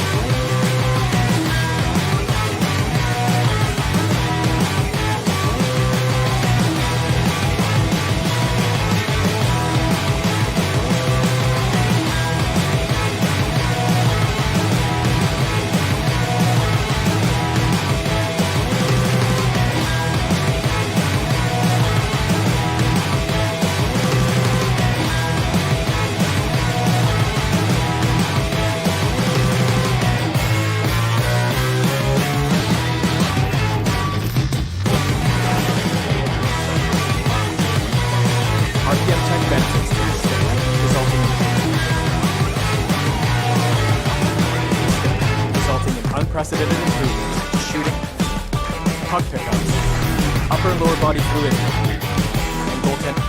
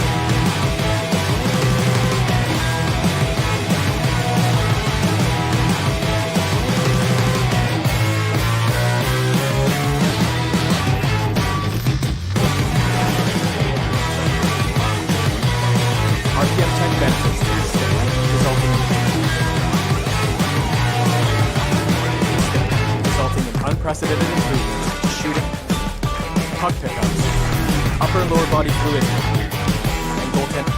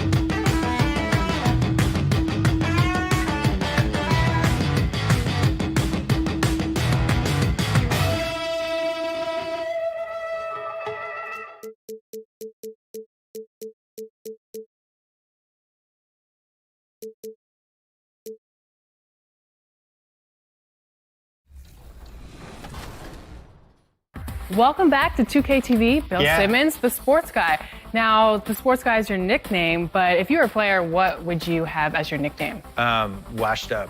Washed up, Yeah. that's it? Yeah. I quit pickup like 5 years ago. I'm gonna end it right. He's going to end it. I'm going to end it. I feel it. I feel it. That's a look from earlier on as the Nets head to the locker room. And now a chance to take a look at some numbers for Brogdon. And he's not passing the ball as well this month. If you look at his numbers from earlier in the season, he's not seeing the court as well. It may be a little too focused on creating his own shot than orchestrating for the guys around him. Let's check out Indiana's starting lineup. Warren and Turner at the 4 and 5. Then there's Oladipo. Then there's Malcolm Brogdon. And it's Holiday in at the 2-guard spot. And for Brooklyn, Jared Allen is out there with Thomas. Then there's Karis LeVert. Then there's Harris. And it's Chiozza in at the point guard. Clark, terrific defensive teams tonight, both highly ranked. What will the offenses have to do to get some scoring in this one? Well, a few things. One, you've got to be patient. You've got to be ready and willing to make the extra pass. And then you also have to mix up what you do offensively. You don't want the defense to get a steady diet of what you're trying to do. Keep the defense off balance. Here's Brogdon. Jared Allen making his last shot. Here's Turner. Drops in the layup for 2. Yeah, you know what? He's a skilled passer, so if you leave people open around Brogdon, he'll make you wish you didn't. LeVert the pass to Allen. Doesn't go that time. So the Pacers will take it the other way. Last time they met was in Indiana. Very tough loss for them last time they played. I mean, in the end, the amount of trips to the line they gave up did them in. And, Greg, they deserve a lot of credit for being aggressive, though. I mean, they got to the line a bunch because they forced the issue. Harris with it. Now defended by Warren. LeVert from outside. Misses that one. He's 0 for 1 from the floor. Here's Turner, and it's slammed in by Turner. Because Turner is so mobile and so fast, you can't let him get comfortable running in the open court. A nice shot by Harris. And once he got to the 10, I think he was surprised to find himself that wide open. Well, this early, they should be showing a lot more energy on defense. It's not there. Coming into the NBA, Victor Oladipo, Greg, drew some comparisons to Dwayne Wade, but it was working out with D-Wade that helped take Victor's game to the next level. And listen, anytime you're the second overall pick, which he was back in 2013, stardom is expected. It just took a while. Now he's got to apply that same work ethic to overcoming the knee injury. LeVert score the basket. Nice shot after missing his first attempt. What a tough make that was by LeVert. Refused to be denied, and great concentration. Holiday attacking. And he's fouled pretty hard on that shot, but he's got the chance to pick up the points at the line. Boy, quickly becoming a real force defensively. Miles Turner, one of the league's premier shot blockers. And you look at the job description for an elite defensive big man. Nowadays, it's not enough to just protect the rim. No, you've got to be able to move your feet and also defend on the perimeter as well. And that's where Turner's quick feet have helped him. He's able to guard smaller players and recover to the lane. And that's a nice combination. Really well done there. Just confident and composed, never in a hurry. Allen kicks to LeVert. Allen's shot is off. And the foul called on Jared Allen. That's foul number 2 for him. The Nets making a switch here. Johnson's checked in. In Indiana with the change here too. Doug McDermott, he's checked in for Aaron Holiday. Oladipo. That falls. Nice feed that time from Turner. Really good to see Turner find the open man, proving once again he's a team-first guy. Johnson, the pass to Allen. Back to Johnson. He kicks it to Thomas. The 10-footer finds the target. And Brogdon has got the ball here for Indiana. It's a 5-point game. They couldn't put the pieces together, losing that last matchup with Boston. Yeah, nowhere near at their best throughout the course of that game. A scrappy performance, but in the end, just not enough. Yeah, a lot of character on display, a lot of guts. You're right. Even as shaky as they were, I would guess they felt they let one get away from them. That's their third straight make off an assist. Johnson kicks to Harris. Brogdon against Johnson. Thomas passes to Johnson. And here is Allen. Turner with the steal. Here's McDermott. Plays it up and banks it in. Yeah, the chemistry has been terrific. Really impressed with their offensive execution. You know, the defense, Greg, has really been kept off balance because of the outstanding passes. 4 straight field goals have been made off an assist. Woo-hoo-hoo, that's the stuff of nightmares for the defense. They'll see that one in their sleep. A long athlete like Allen flying in the air, that's a bad picture. The putback, he hangs in there and cashes in on the second chance points. Oh, big time putback there. What a great motor on this guy. There is no one who goes after those rebounds harder. And night in and night out, that's what he provides. Now here's Thomas. Turner with the steal. Just 1 second between the shot clock and game clock. And they have owned the paint so far, and the score reflects it. And, you know, establishing that physical dominance early gives you a big mental edge, too. Don't discount that. Harris inside. Allen's shot is off. That's a surprise. I mean, really out of character for him to miss when the defense is not right up on him. Here's Sampson. And that one released in time, but no good. And so it's Miles Turner making things happen for Indiana. He got into double digits for the quarter with 10 points total. Don't go anywhere. We'll be right back. And so far through one quarter, it's been a lopsided game. We'll see if that changes here in the second. And guys, let's get your take on the hustle stats for the Pacers. They've set the first half tone by getting out on the fast break and getting the defenders on their heels. The other thing that's helped them early tonight are the points they've been able to convert off turnover. And so in the game for the Pacers, They've got Turner, and it's Bitadze in at the 5, roaming the paint. Karuch passes to Luau. Clock at 6. The Nets need to get a shot off here, and the layup's good off the glass. Luau's got the second quarter going with the first basket of the period for the Nets. Well, Clark is one Latvian makes his way out of New York. Another Latvian, Karuch, makes his mark with the Brooklyn Nets. Yeah, you know, the second rounder making an impact right out of the gates, ready to be an NBA impact player. He's an efficient scorer, a versatile defender. So far, so good from what I've seen. And though they've made the playoffs 4 straight years, Indiana can't seem to get past the first round. And it's not for a lack of effort, guys. The effort is there. The chemistry and continuity is there. They suffered a big, untimely injury, the one to Victor Oladipo, and it's been hard for them to attract top free agents as well. Here's McConnell following the bucket by the Nets. Here's the break. Goes up, and he caps off the fast break with a monster slam. And a terrific job on both ends of that sequence. Very slick steal and great transition offense.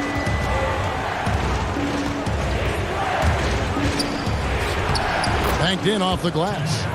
McConnell's got 4 points now in the quarter. And, you know, coaches will take possessions like that all day long. Phenomenal use of the screen there. Here's Karuch. Chiozza scanning the floor. Passes it to Luau. That's tipped. Outside Holiday. Some nice passing here by Indiana. Here's Bitadze. Karuch grabs the board.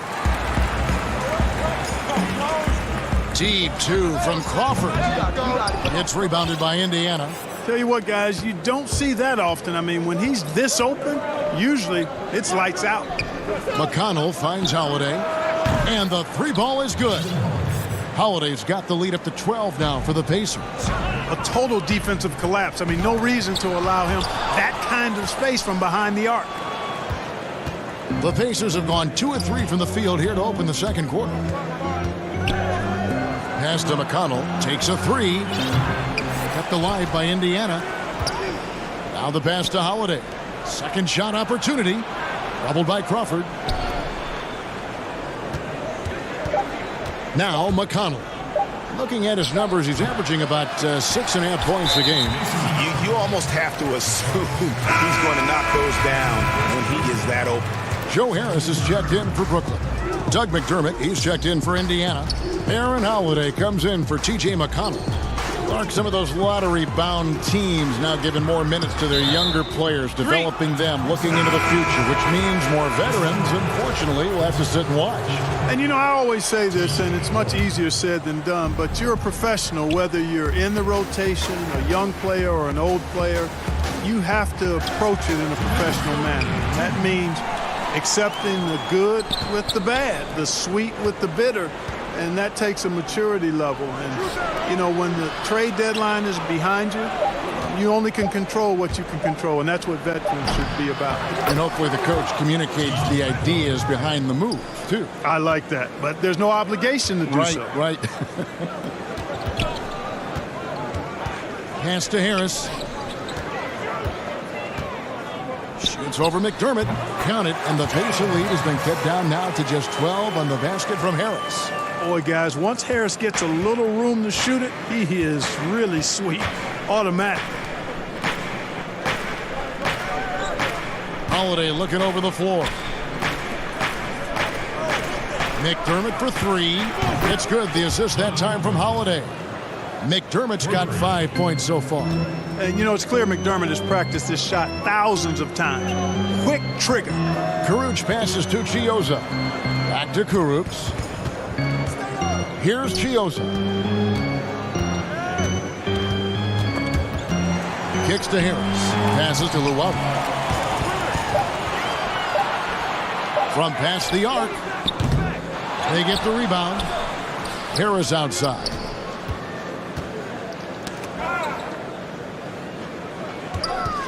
Pass to Chiozza. Goes back up with the clock winding down. And there's the shot clock violation. Didn't get the shot off in time. The Pacers making a switch here. Last game for Brooklyn, it was a loss to the Warriors in San Francisco. The wide open look here for Holiday. Allen with the rebound. Nets trail by 15.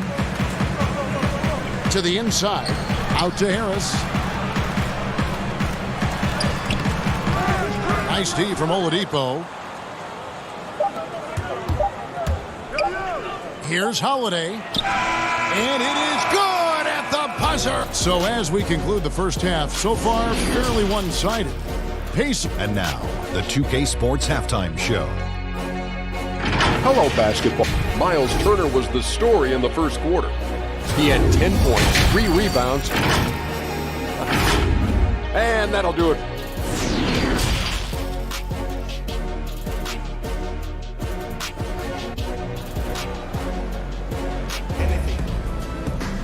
And with the second half upon us, we'll find out if this game becomes the rout that it's threatening to be. A fantastic game from Miles Turner in this one. Well, he left his mark on that first half with his quick hands. Great sense of timing to pile up the steals. Well, I thought it was a great defensive performance for him so far. He's aware, he's alive, he's alert, quick to react to everything that's going on around him. Can't do it much better than that. Our second half of basketball, and presented by Gatorade. Let's see who's all fueled up and on the floor to start the third. Setting the floor for the Nets. Vance Thomas out there with Harris. Then there's Allen. Then there's Karis LeVert. And it's Gioza in at the 1 spot. Pacers leading by 17. And a great front office in Brooklyn. General manager Sean Marks taking over in 2016, and he just signed an extension. And you know, guys, that San Antonio tree has some great branches on it all over the league, and he's one of them. I mean, he's been a player, a coach, has worked in the front office. Marks understands all sides of the basketball business. Now Harris, after Victor Oladipo missed from long range. 2 free throws coming up, and they call the shooting foul. It's going to be on Victor Oladipo. You know, he was waived after his second year in the league, guys, but Joe Harris didn't let that stop him. He improved his skills, and he's carving out a nice career for himself. And, you know, what a great job Nate McMillan has done since taking over as head coach, leading Indiana to 3 straight postseasons, and the style of play with which the team has played with, a credit to him and his staff. Assists like that have typified their effort today. Terrific ball movement. Really a prime example of the difference in how these teams have operated offensively. Much more individual play at the other end. Justin Holiday's checked in for Aaron Holiday. Indiana leading by 18. And a big part of McMillan's success, getting his guys, Clark, to play hard for him every night. Yeah, and I think you're right, because this team gets the most out of itself. It's one thing to assemble talent. It's another to bring people together so they're playing for each other. And these guys do that night in and night out. Jamal Crawford, he's checked in for Brooklyn. And it's sent back by Turner. Oh, these arms of Turner just go on forever. I mean, which is part of the reason he's able to rack up the block shots that he does. And Warren able to finish. The edge on the glass is the difference. It's allowed them to build this lead. And really a reflection of their superior effort level to this point. It seems to me they've gone after this win a little bit more. Here's LeVert. Following the basket by T.J. Warren. 6 to shoot. And then Allen slams it in. Boy, Karis LeVert has done a nice job elevating his playmaking ability, which helps him and his team. Brogdon outside. He kicks to Warren. And a great assist by Brogdon as that one goes in. Brogdon's got his 5th assist in this one. Inside, here's Crawford. No good with the layup.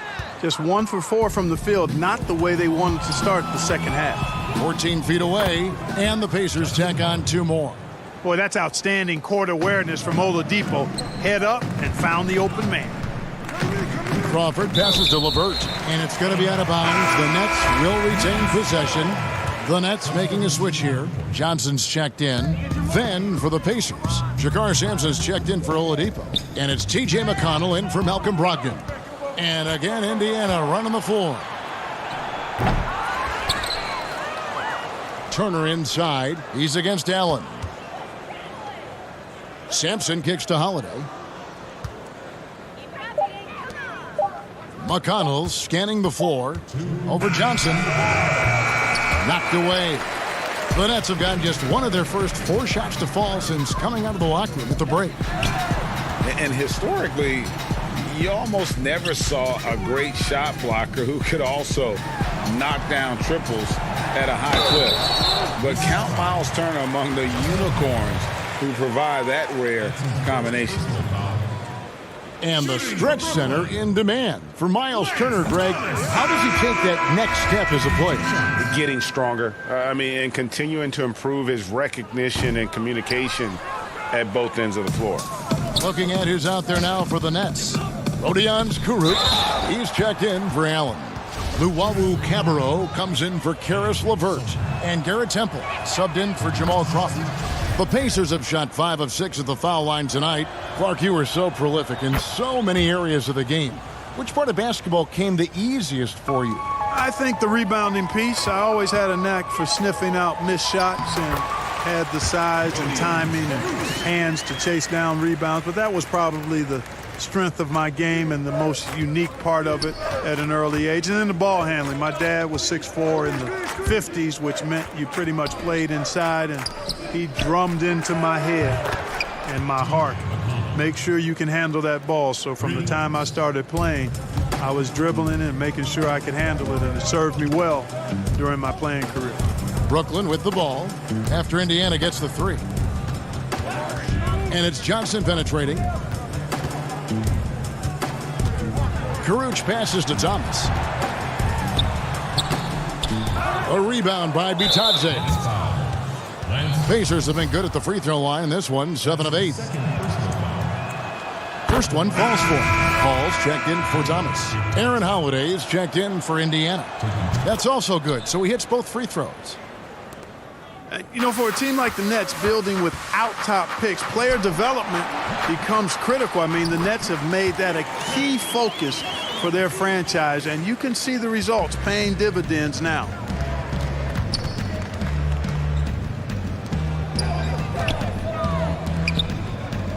Here's Sumner. He's guarded by Johnson. Right at the free throw line. Good D by Johnson. Nets have gone 3 of 7 on field goal attempts here in the second half. Luwawu, the pass to Hall. Got a hand on it. And that's out of bounds. Brooklyn will retain possession. Brooklyn ball.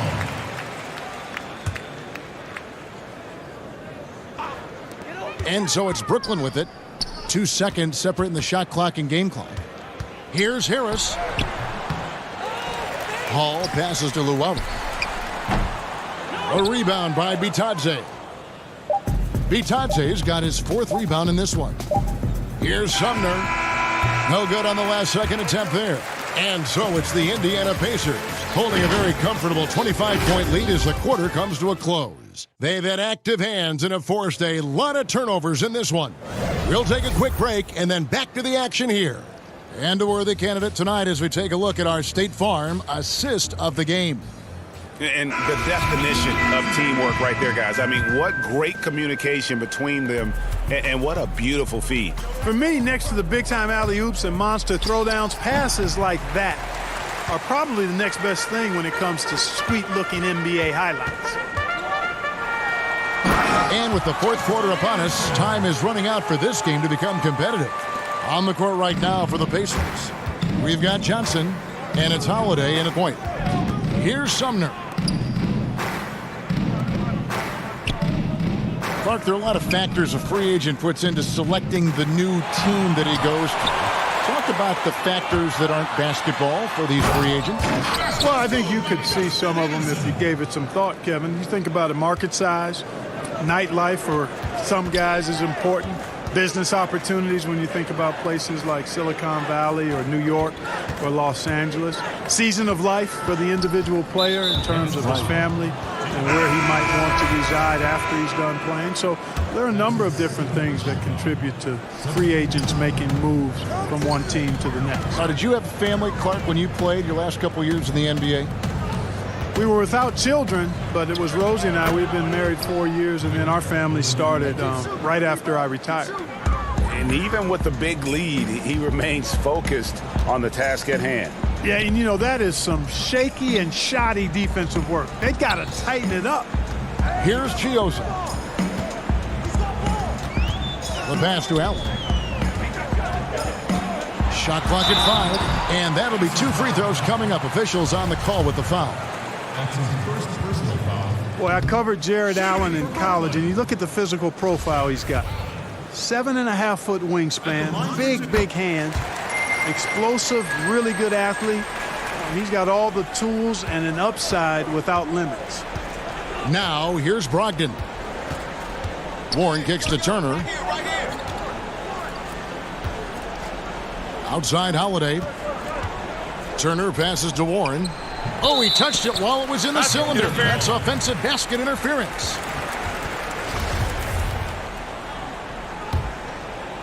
Enzo Thomas will bring it up for the Brooklyn Nets. A great fourth quarter, just giving up 2 points. LeVert the pass to Harris. Allen trying to break free, but they'll get another chance. It's not going to go for him. Just a solid performance on the interior. The rebounding has been off the charts. Yeah, you look across the board, it's actually sizing up, shaping up to be a great game. I mean, strong performances throughout, and they've really been strong on the glass. Holiday attacking. Here's Turner. Again, Indiana. You were talking, Clark, about Allen's length and leaping ability. He's dangerous around the rim. Boy, he sure is, guys. Still developing his skill game, but he's already more than serviceable at the offensive end of the floor. And we know he's a rim protector defensively. Good feet, gets up and down, has a nice touch and good hands. Boy, this guy is going to be some kind of player going forward. And so it's Indiana with it. After the basket by Brooklyn. Warren dishes to Turner. At the tip, and Warren able to finish. Hard work and soft hands, guys. That's what made that play possible. No simple offensive rebound there. Going for the tip in. But that's the way to go if you've got good position. Here's Allen. Following the basket by T.J. Warren. Thomas. Pacers with the rebound. Turner's got 6 rebounds here tonight. And Oladipo kicks to Warren. Rebound, Brooklyn. And, you know, he just got a little ahead of himself on that one. How does a great finisher not dunk that ball? I still can't figure that one out. Allen, that's good. Well, I like seeing Allen get this kind of position because you give him the rock there, and he can take care of the rest. Holiday, the pass to Turner. Here's Warren. That ball. Nice feed that time from Turner. Turner's got 3 assists tonight. Well, guys, this was never really a contest. Just a total obliteration, if you will. And you can safely say mission accomplished now for the Pacers. As one-sided as it gets today, you know, there were some dominant moments in about every facet of this game for that team. Yeah, I mean, Kevin, it's hard to think of what didn't go right for them. Game planning by the coaches, execution by the players, everything was just on target. And for the year now, they'll ramp up their win total to an even 40. And, you know, when you look at the huge impact he had, just a monster game for Miles Turner. I thought his active hands were a big help. I mean, he took some chances on defense, and his gambles paid off. He got a bunch of steals. 5 on the clock. Oladipo for 3. The putback controls the rebound and puts it back up and in. And they came in determined to take this one. It's going to be a happy flight home. Yep, to have a stress-free win on the road, very satisfying. The fans are already headed for the exit. Now here's LeVert. Pass to Thomas. Harris outside.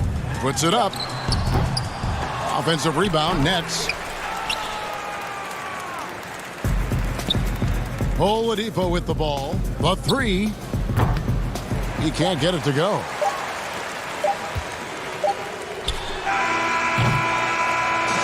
So no problem for Indiana as they get the win. A resounding victory for them. And thank you, David. Great interview once again. And that's going to do it tonight.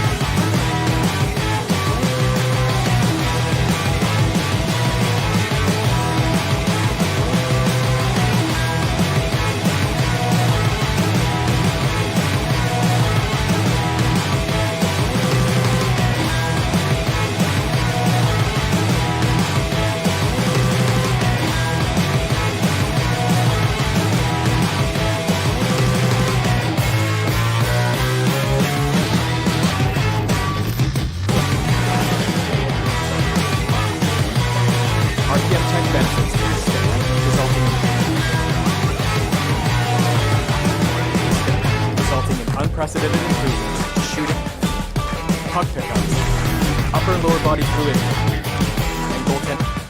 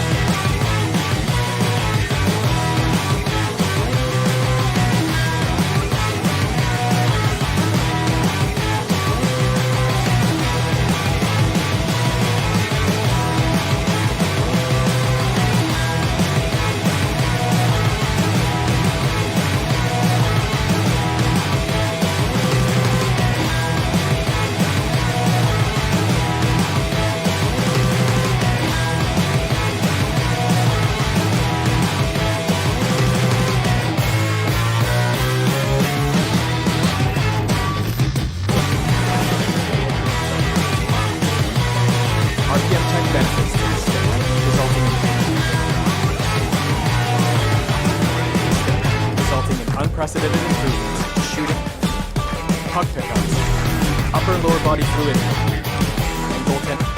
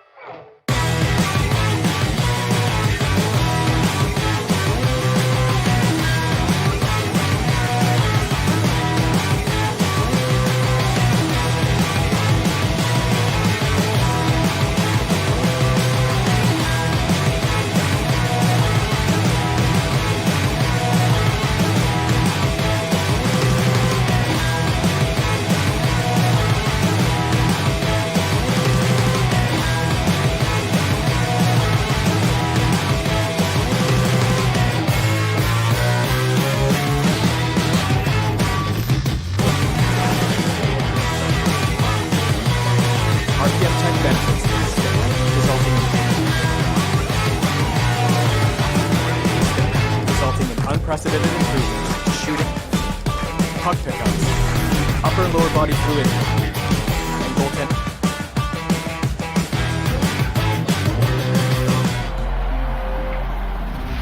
Man, this year was so much fun, but it definitely came with some challenges. Thank goodness for 2K. That's right. In fact, it's been an honor for us to share our time and our episodes with you, the fans, the community. And the big news is NBA 2K TV is returning for Season 7. Yes, we're coming your way on September.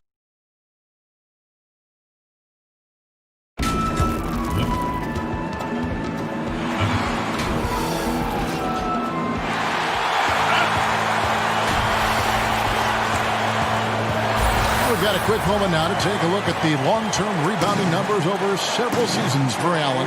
He's really made that a focus of his game these past few years, and it's paid big-time dividends for him. He's become a much better rebounder, and it's increased his value as a player by leaps and bounds.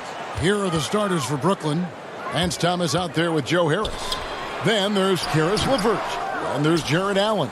And it's Gioza in at the point guard. And for Chicago, Markkanen and Carter are up front. White and Levine team up in the backcourt. And it's Porter in at the three. Well, Chris, as we wind toward the end of the regular season, what do you notice as an analyst that you didn't notice when you were playing? Wow, I think what I didn't notice when I was playing was everything that goes on around the arena. Now I get to the games a couple of hours early. I get to interact with fans. I get to see game productions.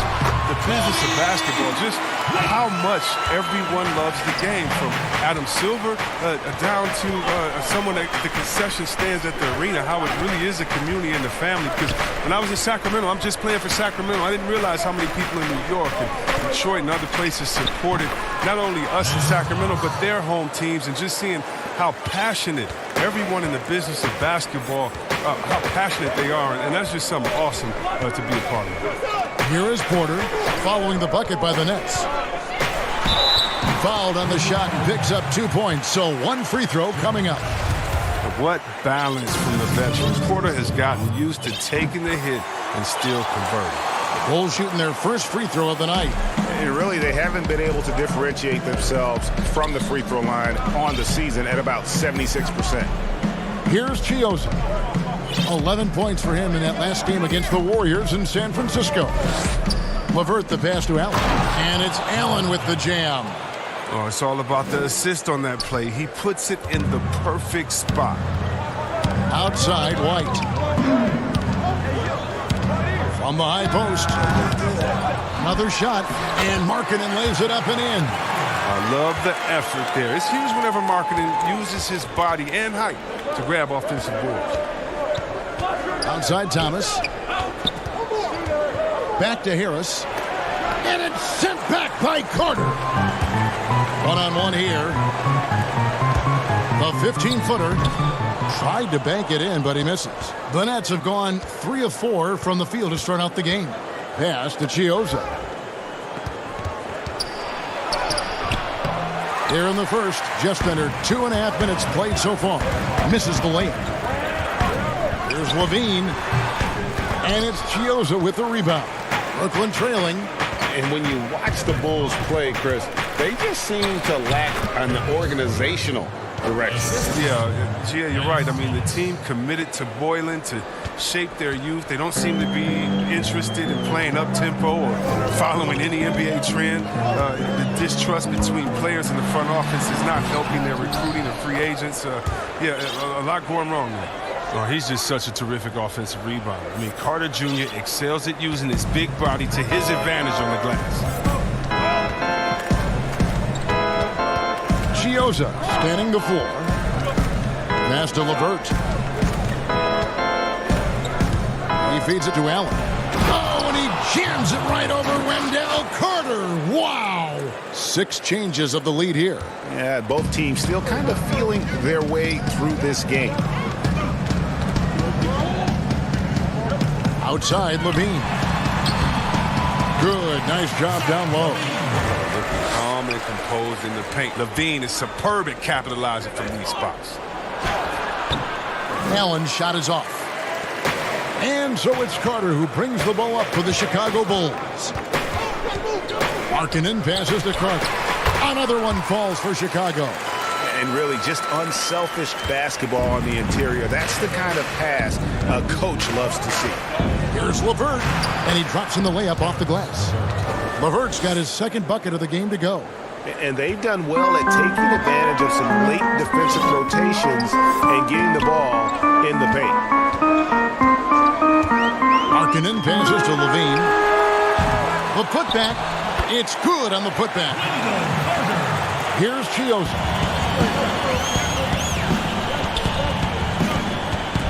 There's 38 seconds left to play in the first.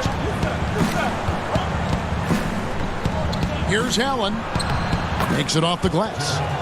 Allen's got 6 points. I'm not sure who was supposed to be on him that possession. I mean, apparently neither did the defenders.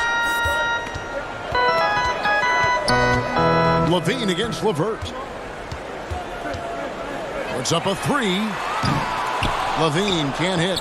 He just can't find the touch this quarter. He's got to keep grinding, though, and looking for the best shot possible. And foul on the shot, so he'll get a chance at the line.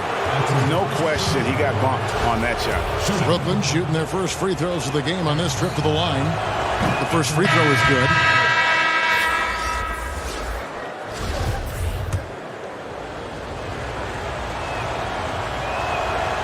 That one misses, so he goes 1 for 2. You can tell that miss at the line might stick with him for a while. Always hurts to miss a chance to take the lead. Dunn misses. It's all tied in Chicago. and we'll return shortly.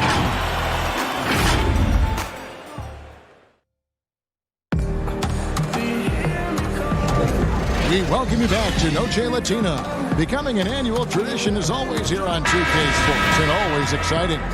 Looking at what we've seen from the Bulls, what do you guys think? Just cashing in on second chance opportunities. That's how they built this early lead. Well, it's part of their strategy coming in, no doubt. And there may not be that much their opponent can do about it. On the court right now, second quarter starting for the Nets. Karuch is out there with Luwawu. And it's Tyler Johnson, and it's Crawford, and it's Temple in at the two-guard spot. Last outing for the Bulls, it was a loss to the Magic in Orlando. Here's Dunn. That one's in. His first bucket of the game. He's 1 for 2.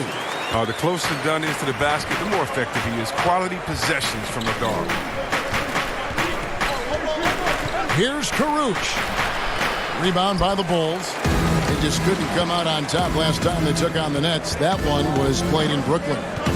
And they lost a close one last time they saw each other. And you have to think that it was the foul trouble that really kept them from getting the win.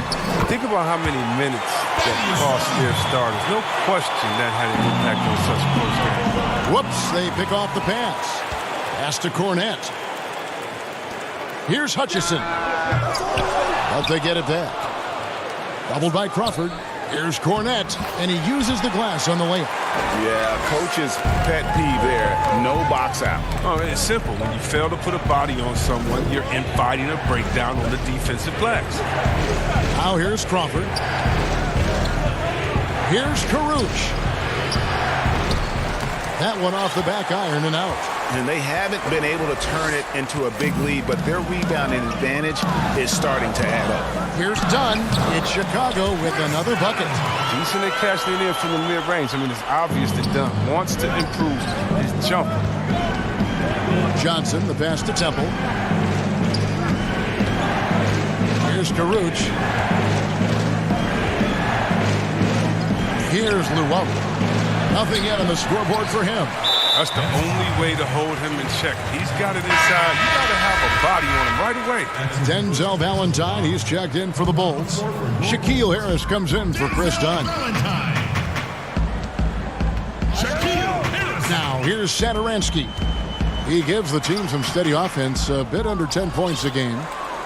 And not many checks in the NBA, but Z-Web, Thomas Satoransky leading the way on that front. Yeah, the best player in the country that is having a golden age for their national team. Satoransky, I mean, he said that he's very proud to represent the Czechs in the NBA, and he's doing a great job at it. Very dangerous to leave a guy like that open. Lucky break there for the D.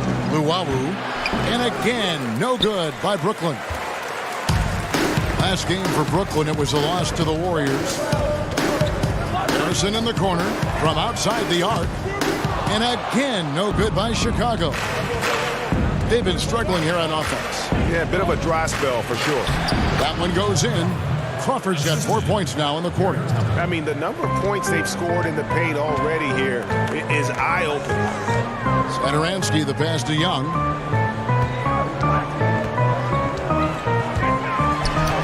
And the layup's good off the glass. Young's got the lead up to 6 now for the Bulls.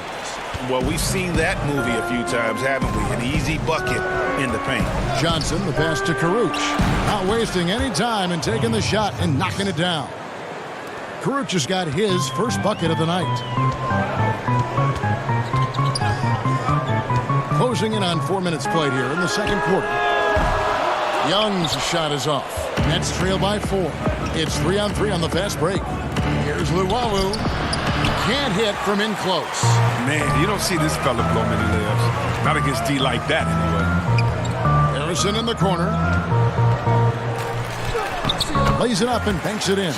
Well, if it ain't broke, don't fix it. They keep getting it in the paint and continue to score consistently. The pass to Luwawu. Oh, and that one, no question, powered it down. He gets it to him off the bounce pass and gets the assist.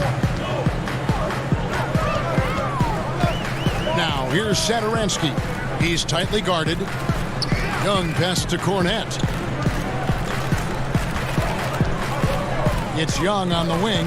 8 points his last outing. Just 5 to shoot. Pass to Harrison. And Saturansky wide open. He fires. Nailed from three-point land.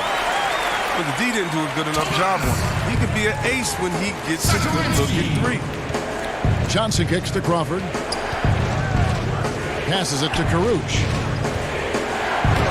He makes that one drop, only a second in 5 tries. The assist is the key to that sequence. I mean, a great look to set him up.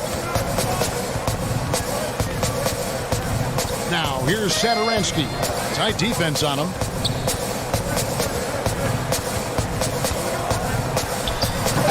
And that one goes long.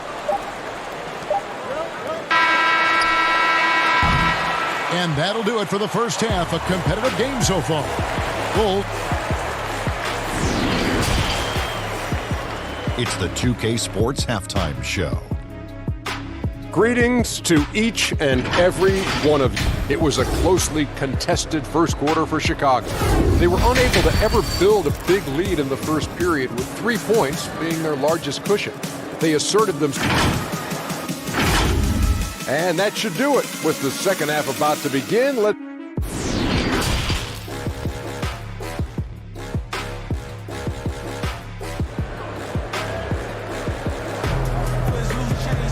And we're halfway through this one. Plenty of basketball left in a game that's been fairly even so far.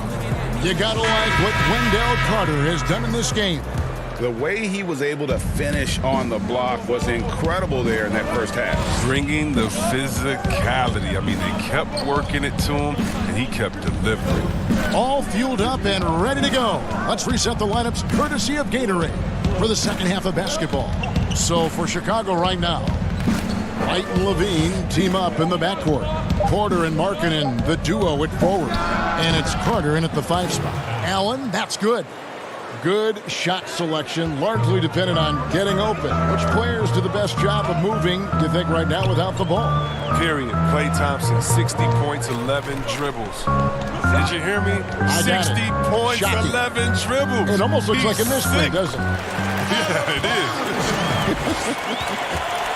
They didn't have much of a problem getting the ball into the post that time. LeVert finds Thomas.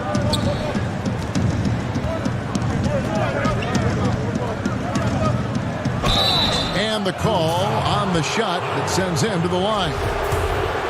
It's on Lauri Markkanen. The Nets have converted 1 of 2 free throws so far today. That's good from Thomas. And both free throws good for Thomas. And here in the second half of play, we're just over a minute in. LeVert against Levine. It's stolen by Allen. And here they come. And here they go. Here's Thomas. That's good. And it's LeVert with the assist. LeVert's got his 4th assist in this one. Oh, the movement off the ball is good. I mean, and the pass to hit him in stride is even better. Now here's White. He's been a reliable scorer for him as he's averaging up over 13 points a game. And for a player that didn't come in with a lot of fanfare to the NBA, Markkanen is one of the top young players in the league. Yeah, call him the marksman or the finisher. Call him Larry Bird, if you like. Fantastic stretch 4, who showed he could be a focal point of an offense, can play with an edge as well, and is just scratching the surface of his potential. Chandler Hutchison, he's checked in for the Bulls. Launches it. A new 14 for the Bulls. Here's Carter, and he banks in the layup. Carter's got 8 points. There is where Carter Jr. is most comfortable. It feels like he can score at will from there. And it's Allen with the jam. Oh, just solid on the one-handed slam. And guys, when it's a tight ball game like this, he's the guy they want with the ball. Now here's Levine. One of the most consistent producers in the league. He's averaging around 25.5 points a game. And the Bulls making a change here. Dunn's checked in. Levine deciding where to go with it. And the Bulls get it back. He hangs in there and cashes in on the second chance points. And how about the perseverance offensively? I mean, following up the missed shot, and that results in second and third opportunities. Now here's LeVert. He has 5. And let's see what the Nets have coming up. On Friday, they'll face off against Paul George and the Los Angeles Clippers. And then on Sunday, they continue the road trip, heading out to Sacramento to take on the Kings. And for that matchup with the Wizards, it's going to be an all-out battle. And you just hope they are rested and able to execute their game plan, as it's going to be a tremendous challenge. Bulls making a switch here. Harrison's checked in. A 3-ball. Drills it from outside. Harrison's got the lead up to 7 now for the Bulls. What unselfishness from the young guard, Dunn. He's making more of an effort to distribute the ball. And here's the fast break. Dunn leading the way. Uses the glass to finish the layup. Dunn's got his 3rd basket of the night. And unfortunately, we've seen a few too many of those. A lack of concentration, a turnover, and an easy bucket in transition. And foul on the shot. He'll shoot 2 at the free throw line. I mean, even from over here, you can see that one pretty clearly. For Brooklyn, they have made 4 free throws from the line and missed 2. And in terms of team numbers, the free throw percentage is right at 74. Denzel Valentine, he's checked in for Markkanen. And it's Carter missing. And so it's Johnson who brings the ball up for Brooklyn. They trail by 9 points. Harris, that one falls, coming off of Thomas's feet. Thomas got 3 assists tonight. For Chicago, they've gone 5 of 9 on field goal attempts since halftime. Here's Dunn. And he gets the whistle. 2 free throws coming up. Well, so many people were worried about Chris Dunn's offense after his rookie year, but you know what, Greg? He's turned it around. And gone from struggling to hit 40% of his shots to shooting better from the floor. Still a strong defender, and he's making people forget that his offense was ever a question mark. Thaddeus Young, he's checked in for Chicago. Garrett Temple has checked in for Brooklyn. And you can see Dunn fighting out what it means to be a leader, improving his confidence over time. And with that, the Chicago lead is cut down to just 6 points on the bucket from Allen. Here's Dunn. Count it. Dunn's got 5 points in the quarter. They have ridden him today, and it has paid off in a big way. Temple, the pass to Llewellyn. That one falls. That's their 3rd straight make off an assist. The Bulls leading by 6. Now Dunn. He's got 9. To the middle. Stolen by Allen. Johnson kicks to Harris. Luwawu, the pass to Allen. On the wing, Harris. It's hauled in by Dunn. And they continue to control the glass.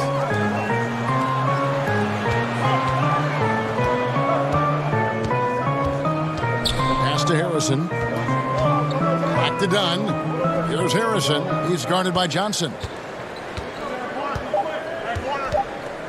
Young outside. From deep 3-point. How about that? Wow, what a way to finish up the quarter. Well, every once in a while, a prayer like that somehow finds the net. Now let's take a look at our assist of the game presented by State Farm. And the definition of teamwork right there, guys. I mean, what great communication between them, and what a beautiful feat. I mean, well, if you're the coaching staff, I mean, you're pumped up. This highlight will not only make it on the TV, it'll make it into the film session. The 4th quarter has arrived. So good to have you with us. On the court for the Nets, getting the 4th quarter going. Harris is out there with Caruch. And there's Jared Allen. And it's Tyler Johnson. And it's Chioza in at the 1 spot. It's been like this all night for both teams. The offenses having their way. Yeah, but defensively, neither side has been able to adjust, and that's reflected in the score. So it's Chicago now. After the basket by Brooklyn. Porter finds Satoransky. Down to 5 on the shot clock. And And the pass to Carter. And he can't bank that one in. Nets trail by 7. And it's Caruth missing. And Chicago shooting at 50% in a decent group. Here's White. Oh, and it's off. They can't cash in on the break. He's done a lot of the little things to help put them in front. I mean, but his offense has not been there for him tonight. Count the basket. Johnson's got his first points in this one. Their interior has been inferior defensively. It has got to tighten up. Carter up top, defended by Allen. Carter, the pass to Hutchison. Down low.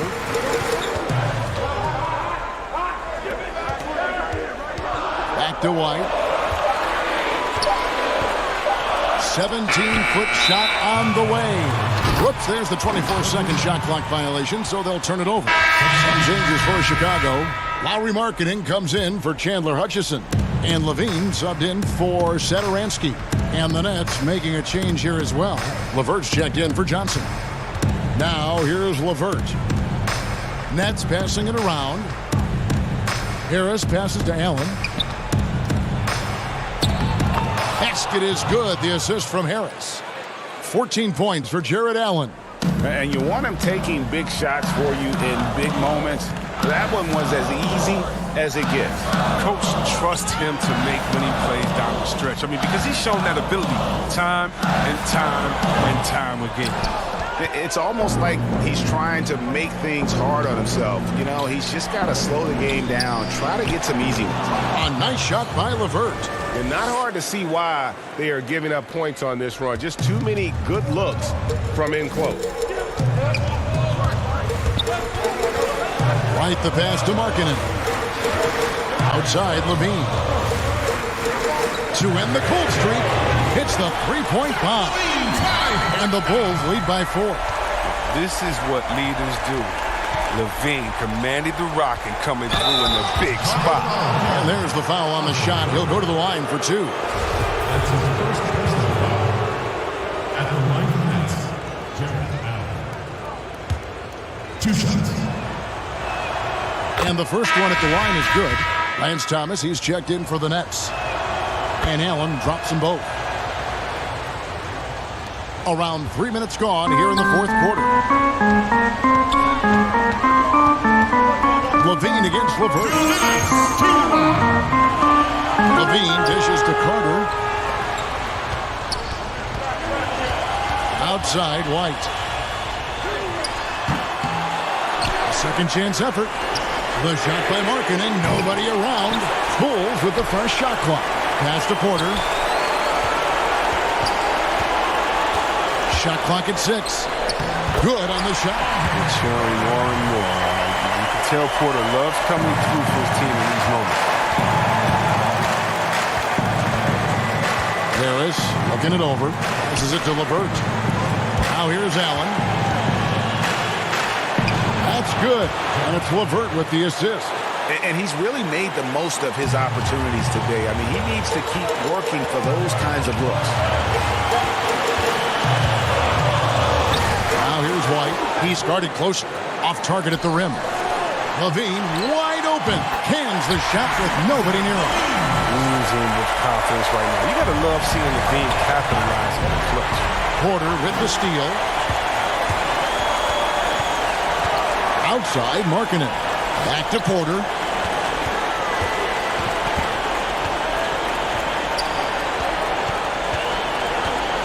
Carter up top.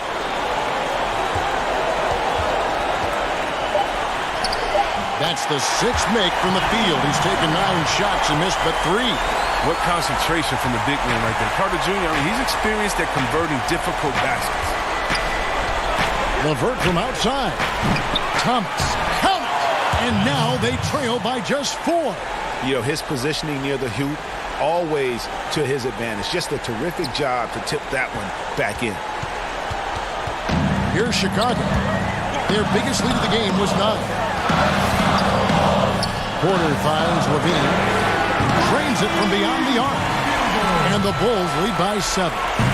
It's been this way since halftime. Tremendous production from beyond the arc. Yeah, they aren't just chucking up anything. I mean, they're doing a great job of creating quality looks. And out of bounds as Chicago gains possession. Substitution on the floor. 12 seconds left in the fourth quarter. Dunn passes to Carter.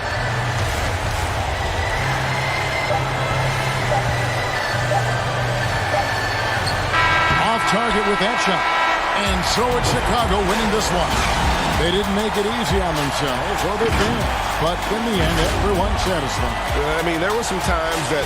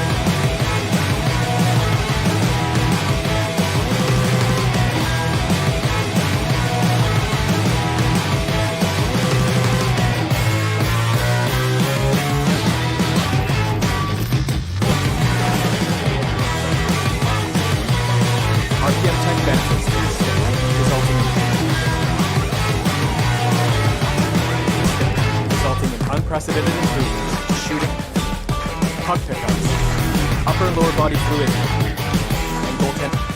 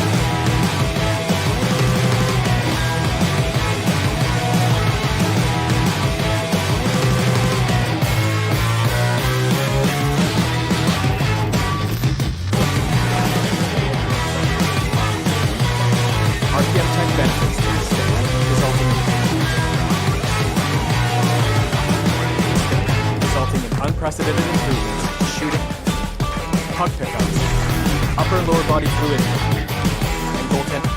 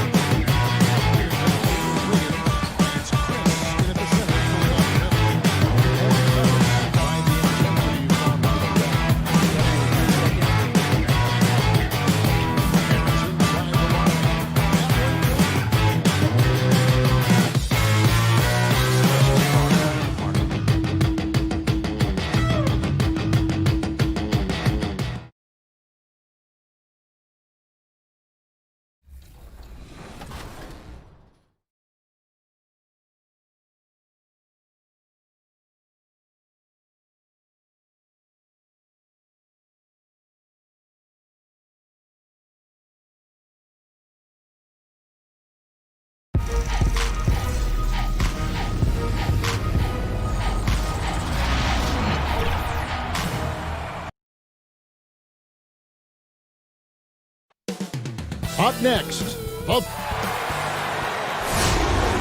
good Friday night to you sports fan. A lot of optimism. Thanks, DA. As we get a break in the action now, let's take a look at the East and how the teams are stacking up.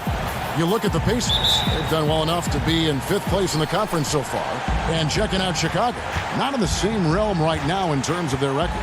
And seeing where Indiana is, most of the preseason predictions were right on the money when it came to them. I mean, a playoff contender, but not necessarily championship caliber. I agree. As good as they've been, they do seem like they're missing that true killer instinct that sets the great teams apart from the good ones. Now let's take a look at the Bulls' opening lineup. Levine at the 2 with Porter at the 3. Markkanen and Carter are up front, and it's White in at the 1 spot. And for Indiana, Warren and Turner at the 4 and 5. Then there's Victor Oladipo. Then there's Malcolm Brogdon, and it's Holiday in at the 2. Here's Levine, following the basket by T.J. Warren. To the inside, Turner with the steal. Brogdon outside. And stolen by White. Markkanen into the lane. Chalk up 2 there. Comfortable on the offensive end, Markkanen drawing contact, but maintains his focus. Brogdon against White. Brogdon the pass to Turner. And the first shot of the night for him, missing. Carter dishes to Markkanen. First 1:30 gone here in the first quarter. You know, Smitty, we know players are getting more nights off around this time of the year. How much did that occur when you were playing in the NBA? Coaches and organizations really came up to guys when they see they were hurting. You didn't want them to play when they were injured. And then at the end of the season, Kevin, usually you looked and said, ooh, we have the number 6 seed locked up or whatever place locked up. And then that's when you start to get nights off. I don't remember doing it during game 20 and game 30 where guys starting to get nights off. Now Levine, after Malcolm Brogdon's three-pointer that didn't go. Levine, good. Providing so much size and athleticism out of the backcourt. Levine challenging the heart of that defense.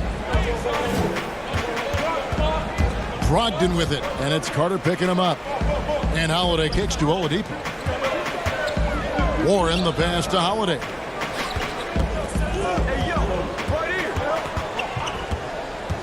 Over Carter. 6 on the shot clock. Holiday gets the bucket.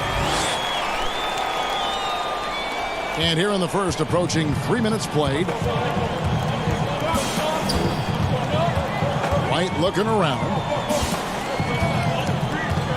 Pass to Markkanen. Shoots over Warren, and the Bulls tack on 2 more. Another place where Markkanen's size really comes into play. He can shoot over anyone from mid-range. Now, here's Warren. He's coming off a 22-point game against Boston. Unloads from 13. Holiday gets the bucket. 1:50 left in the first quarter. Brogdon against White. Puts it up from 12. It's hauled in by Warren.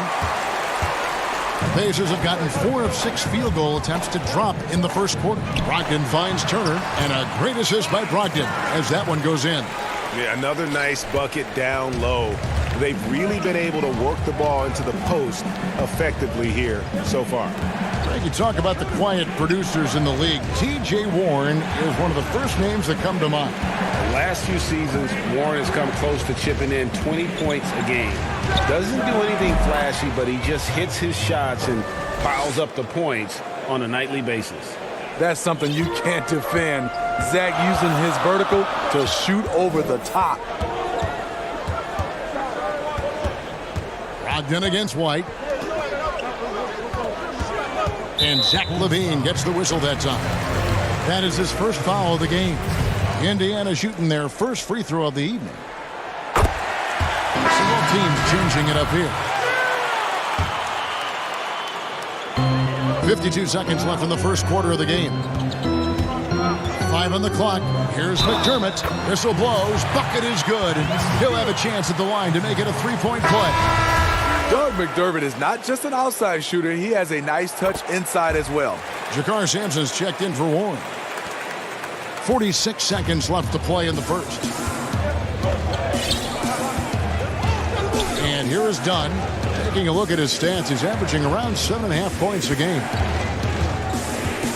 Here's the pass to Hutchison. Now Satoransky. Chicago needs to get off a shot here. Young. It's rebounded by Indiana. They couldn't put the pieces together, losing that last matchup with Boston. And that was a shocker. Hard to believe that they dropped the ball, so to speak, on that one. It's probably a tough pill for them to swallow. Try not to dwell on losses like that, but hey, you can't help it. Hopefully, they'll learn something from that defeat. They need this. Good on the triple. Both teams running perimeter-oriented plays that are working.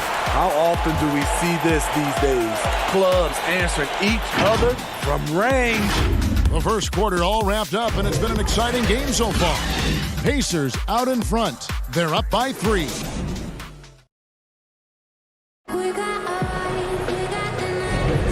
And some good action in the books as we get back to the game that's been pretty close here so far. Let's quickly break down the game we've seen from the Pacers so far, guys. Well, they used the fast break to generate some easy buckets before the defense could get set. You know this, the team that dictates the pace typically rules the roost. We see that here early on. And a chance here presented by Gatorade to see who's on the floor, all fueled up and ready to go for the start of the second quarter. On the court right now for the Pacers, we got Doug McDermott and it's Sampson in at the 3 side. And a chance to take a look at some numbers for Brogdon. He hasn't been as sharp in the past 10 games as we're used to. It shows in his passing. The assist numbers down. Even the simple passes look tough for him right now. Maybe tonight he can get back on his game. We see it all the time, Smitty, the league doing more to protect the landing zone of shooters, but for some guys, they're using that forward momentum to change that landing spot. What do you think of that? Kevin, this is a great debate because as an offensive guy, I know you see a guy launching, I might change my shot and start to go forward just in case I can get a foul if it doesn't make the shot. This is a tough call to call. It's going to be like the charge block, I think, in some years to come. Pacers leading by 4. Holiday looking for an opening. To the left wing. Lock at 6. Passes to Sampson. Indiana needs to get a shot off. McDermott kicks to McConnell. And it's going to be a 24-second shot clock violation. They turn it over. Edmund Sumner's checked in for Indiana. Chicago also making some changes. Valentine's checked in for Chandler Hutchison. And it's Harrison in for Satoransky. And here in the second with about a minute and a half gone by. And with that shot, the Indiana lead is cut down now to just 2 on the basket from Thaddeus Young. What I like is when Chris Dunn keeps his poise, keeps his eyes up, good things happen. Sumner passes to McConnell.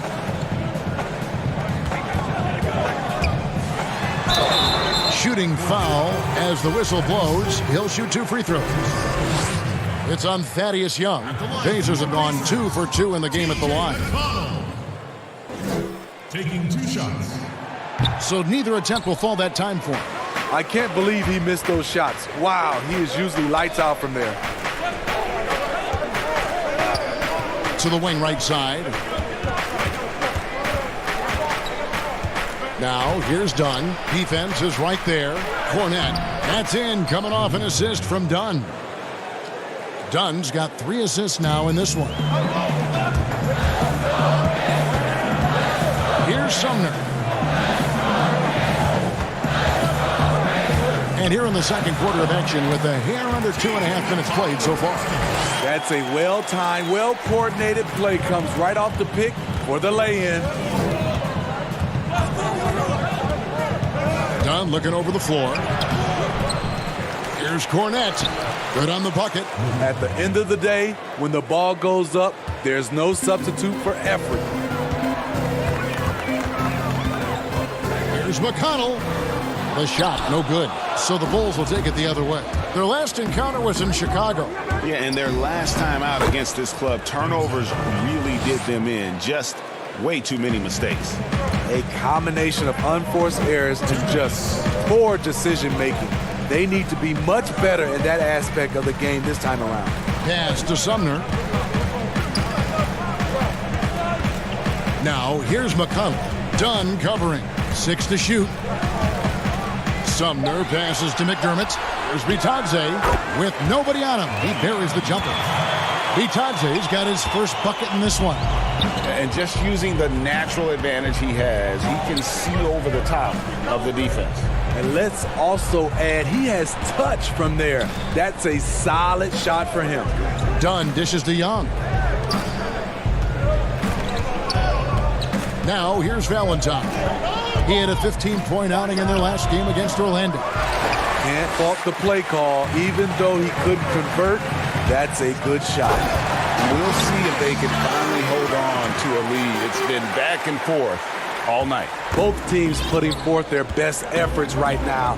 This is the kind of game fans pay to see. To the wing on the left. Shoots to 3. That's in. Coming off an assist from Dunn. Dunn's got 4 assists now tonight.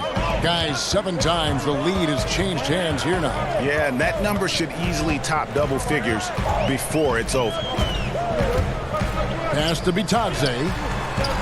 Here's McConnell. Tried to come right back with the 3 of his own, but it's no good. He hit 1 3 in the first, but the well has been totally dry for him in the second. So Chicago going with an almost entirely new group here. Carter, he's checked in for Luke Cornette. Markkanen comes in for Young. Zach LaVine's checked in for Harrison. And it's White in for Dunn. LaVine for 3. Pacers with the rebound. After this one, they're off to Philadelphia to take on the 76ers. Oh, did you see that? Oh, he got fancy with that one. Yeah, maybe trying to give them the momentum boost they need to break this game open.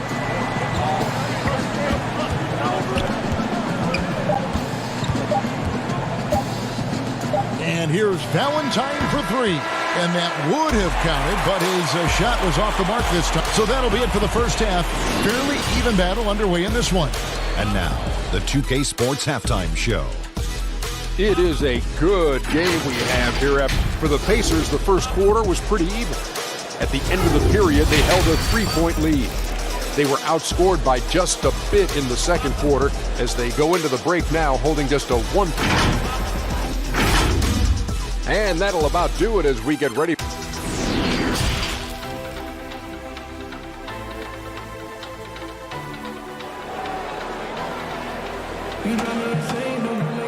Second half of basketball upon us. We may be in for an exciting finish based on how close of the game it's been so far.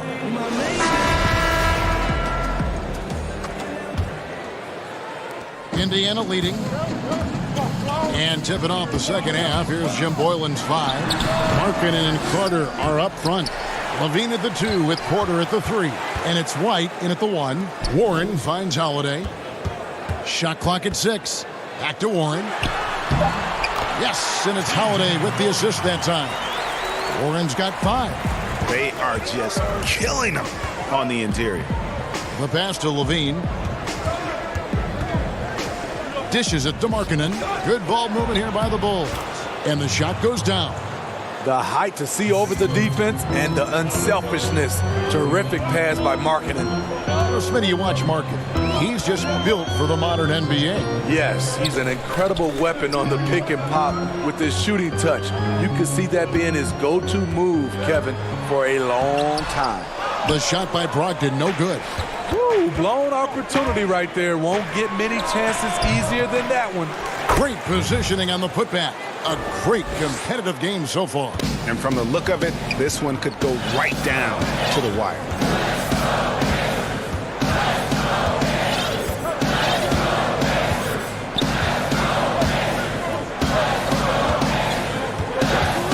Outside Holiday. Oladipo outside. A 15-footer. If it counts. 6 points for him. Easy little jumper for him right there, guys. Third quarter here, over a minute and a half into it. Levine with it. 5 points in the game. Tips it up. And Markkanen on the follow. And the Bulls lead by 1. And they haven't been able to turn it into a big lead, but their rebounding advantage is starting to add up. Holiday, the pass to Turner. The kick out to Oladipo.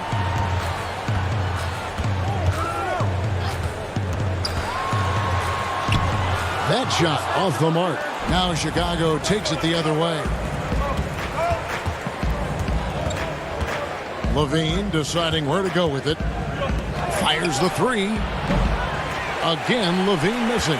It's amazing. All night he's been out of sync on the offensive end, yet they continue to lead.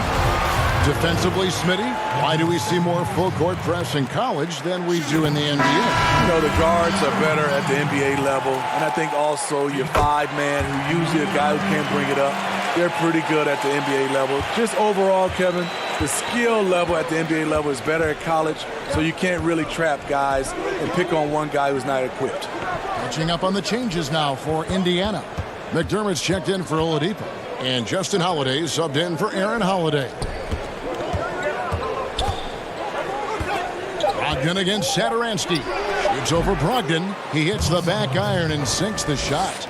Satoransky's got 7 points in the game. Brogdon with it. Now defended by Markkanen. Fires from deep. They get it back. And Warren able to finish. And folks, he did not luck into that one. He knew just where he wanted to be to grab that backboard. Feeds to Young. Stolen by Warren. On the wing, Holiday. He's averaging just around 8.5 points a game. 1:32 left in the third quarter. And it's slammed in by Turner. There's no bigger play in a close game than a putback slam. Oh, and that one's got them all hyped up. Wow. They're bringing the energy, the hustle, the fight, and they also didn't give up on that possession. There's Harrison, guarded by Holiday. And that's out of bounds. Chicago will retain possession. And now let's find out who the top shot blockers are as we check out the real stats, the real scores from the real NBA. Miles Turner fourth. There aren't going to be many nights when you don't see him affect the game with his shot blocking ability. Brogdon finds Turner. Back to Brogdon. Markkanen on the double team. Now here's McDermott, guarded close. Holiday with the three. Shot's good by Turner. Now it's a 5-point Pacer lead. And there's a pattern starting to take shape here. They're working it inside and getting good shots from close range. Here's Satoransky. The rebound by Turner. Turner's got his 6th rebound on the night. A quick, good shot here, and they can go 2 for 1. Trying to squeeze out every extra possession, but they have to work fast. And now you see them starting to really work the ball inside. Harrison scanning the floor. And here is Satoransky. He has 7. Passes it to Hutchison. There's Harrison. Will it go? The putback. It's good on the putback. Oh, great timing.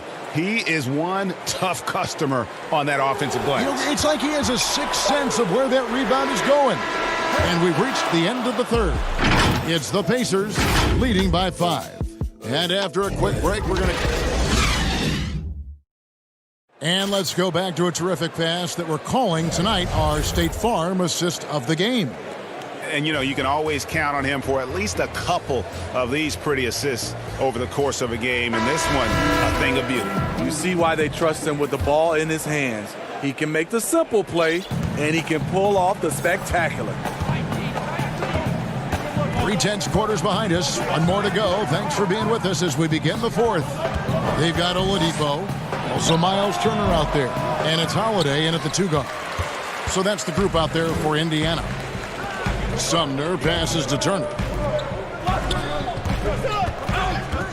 Holiday up top. Pass to Sumner.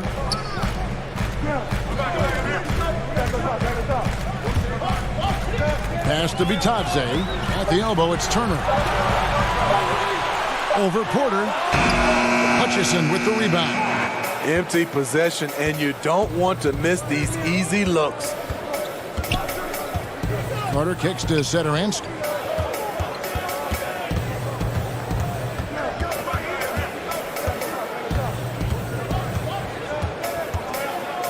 He feeds it to Porter.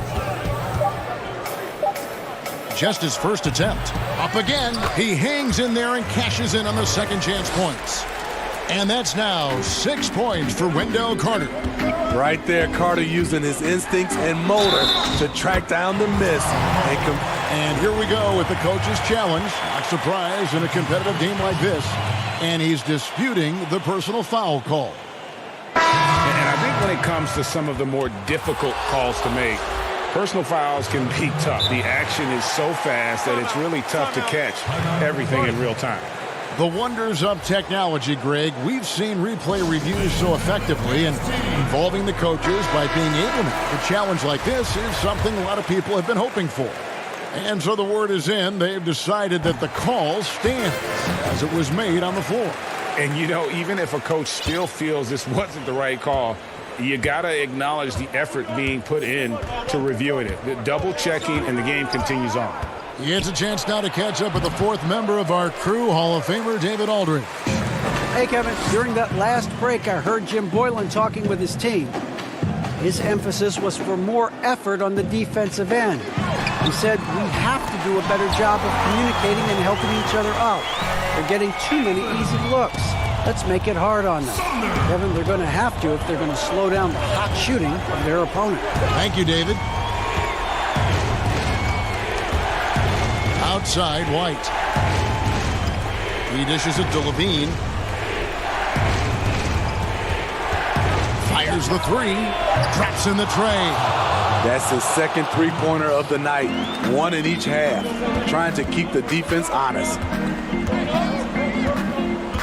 Sumner passes to Oladipo. Just a little under 2.5 minutes have passed now here in the fourth. Itadze controls the rebound and puts it back up and in. And the Pacers lead by 8. And one of the stories of the second half has been all of those second chance points. I mean, they have been terrific on the offensive backboard. Right side, Levine. It's stolen by Oladipo. One-on-one fast break. Sumner's shot is off.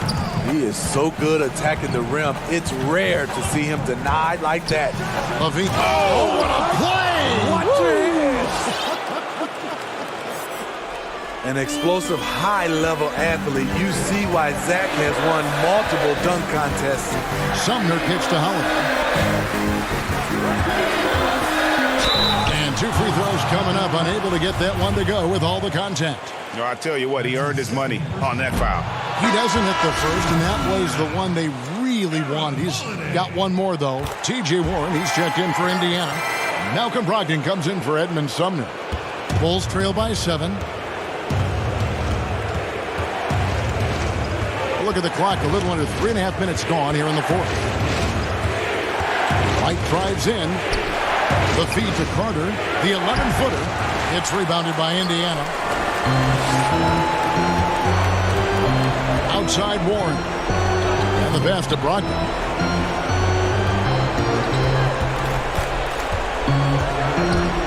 Outside Holiday. 5 to shoot.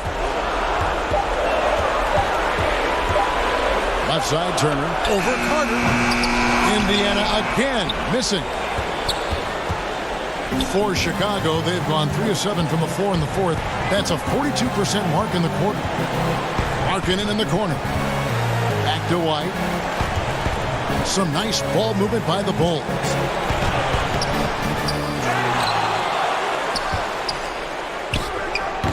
That shot missing. So the Pacers will take it the other way. Guys, you've got to think a basket here would seal it. No question. That would be all she wrote. Holiday against Markkanen. Holiday, the pass to Oladipo.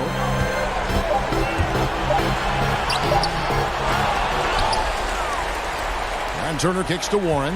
About 7 seconds separating the shot and game clocks. Passes it to Carter. He's looking for Levine and finds him. Here's Markkanen. It drops. Not only can you count on Markkanen to give you points, he can do it when it matters most. Right side Warren. Oladipo for 3. And so the Pacers take the win. They didn't make it easy on themselves or their fans. But in the end, everyone's satisfied. I mean, there were some times that moment.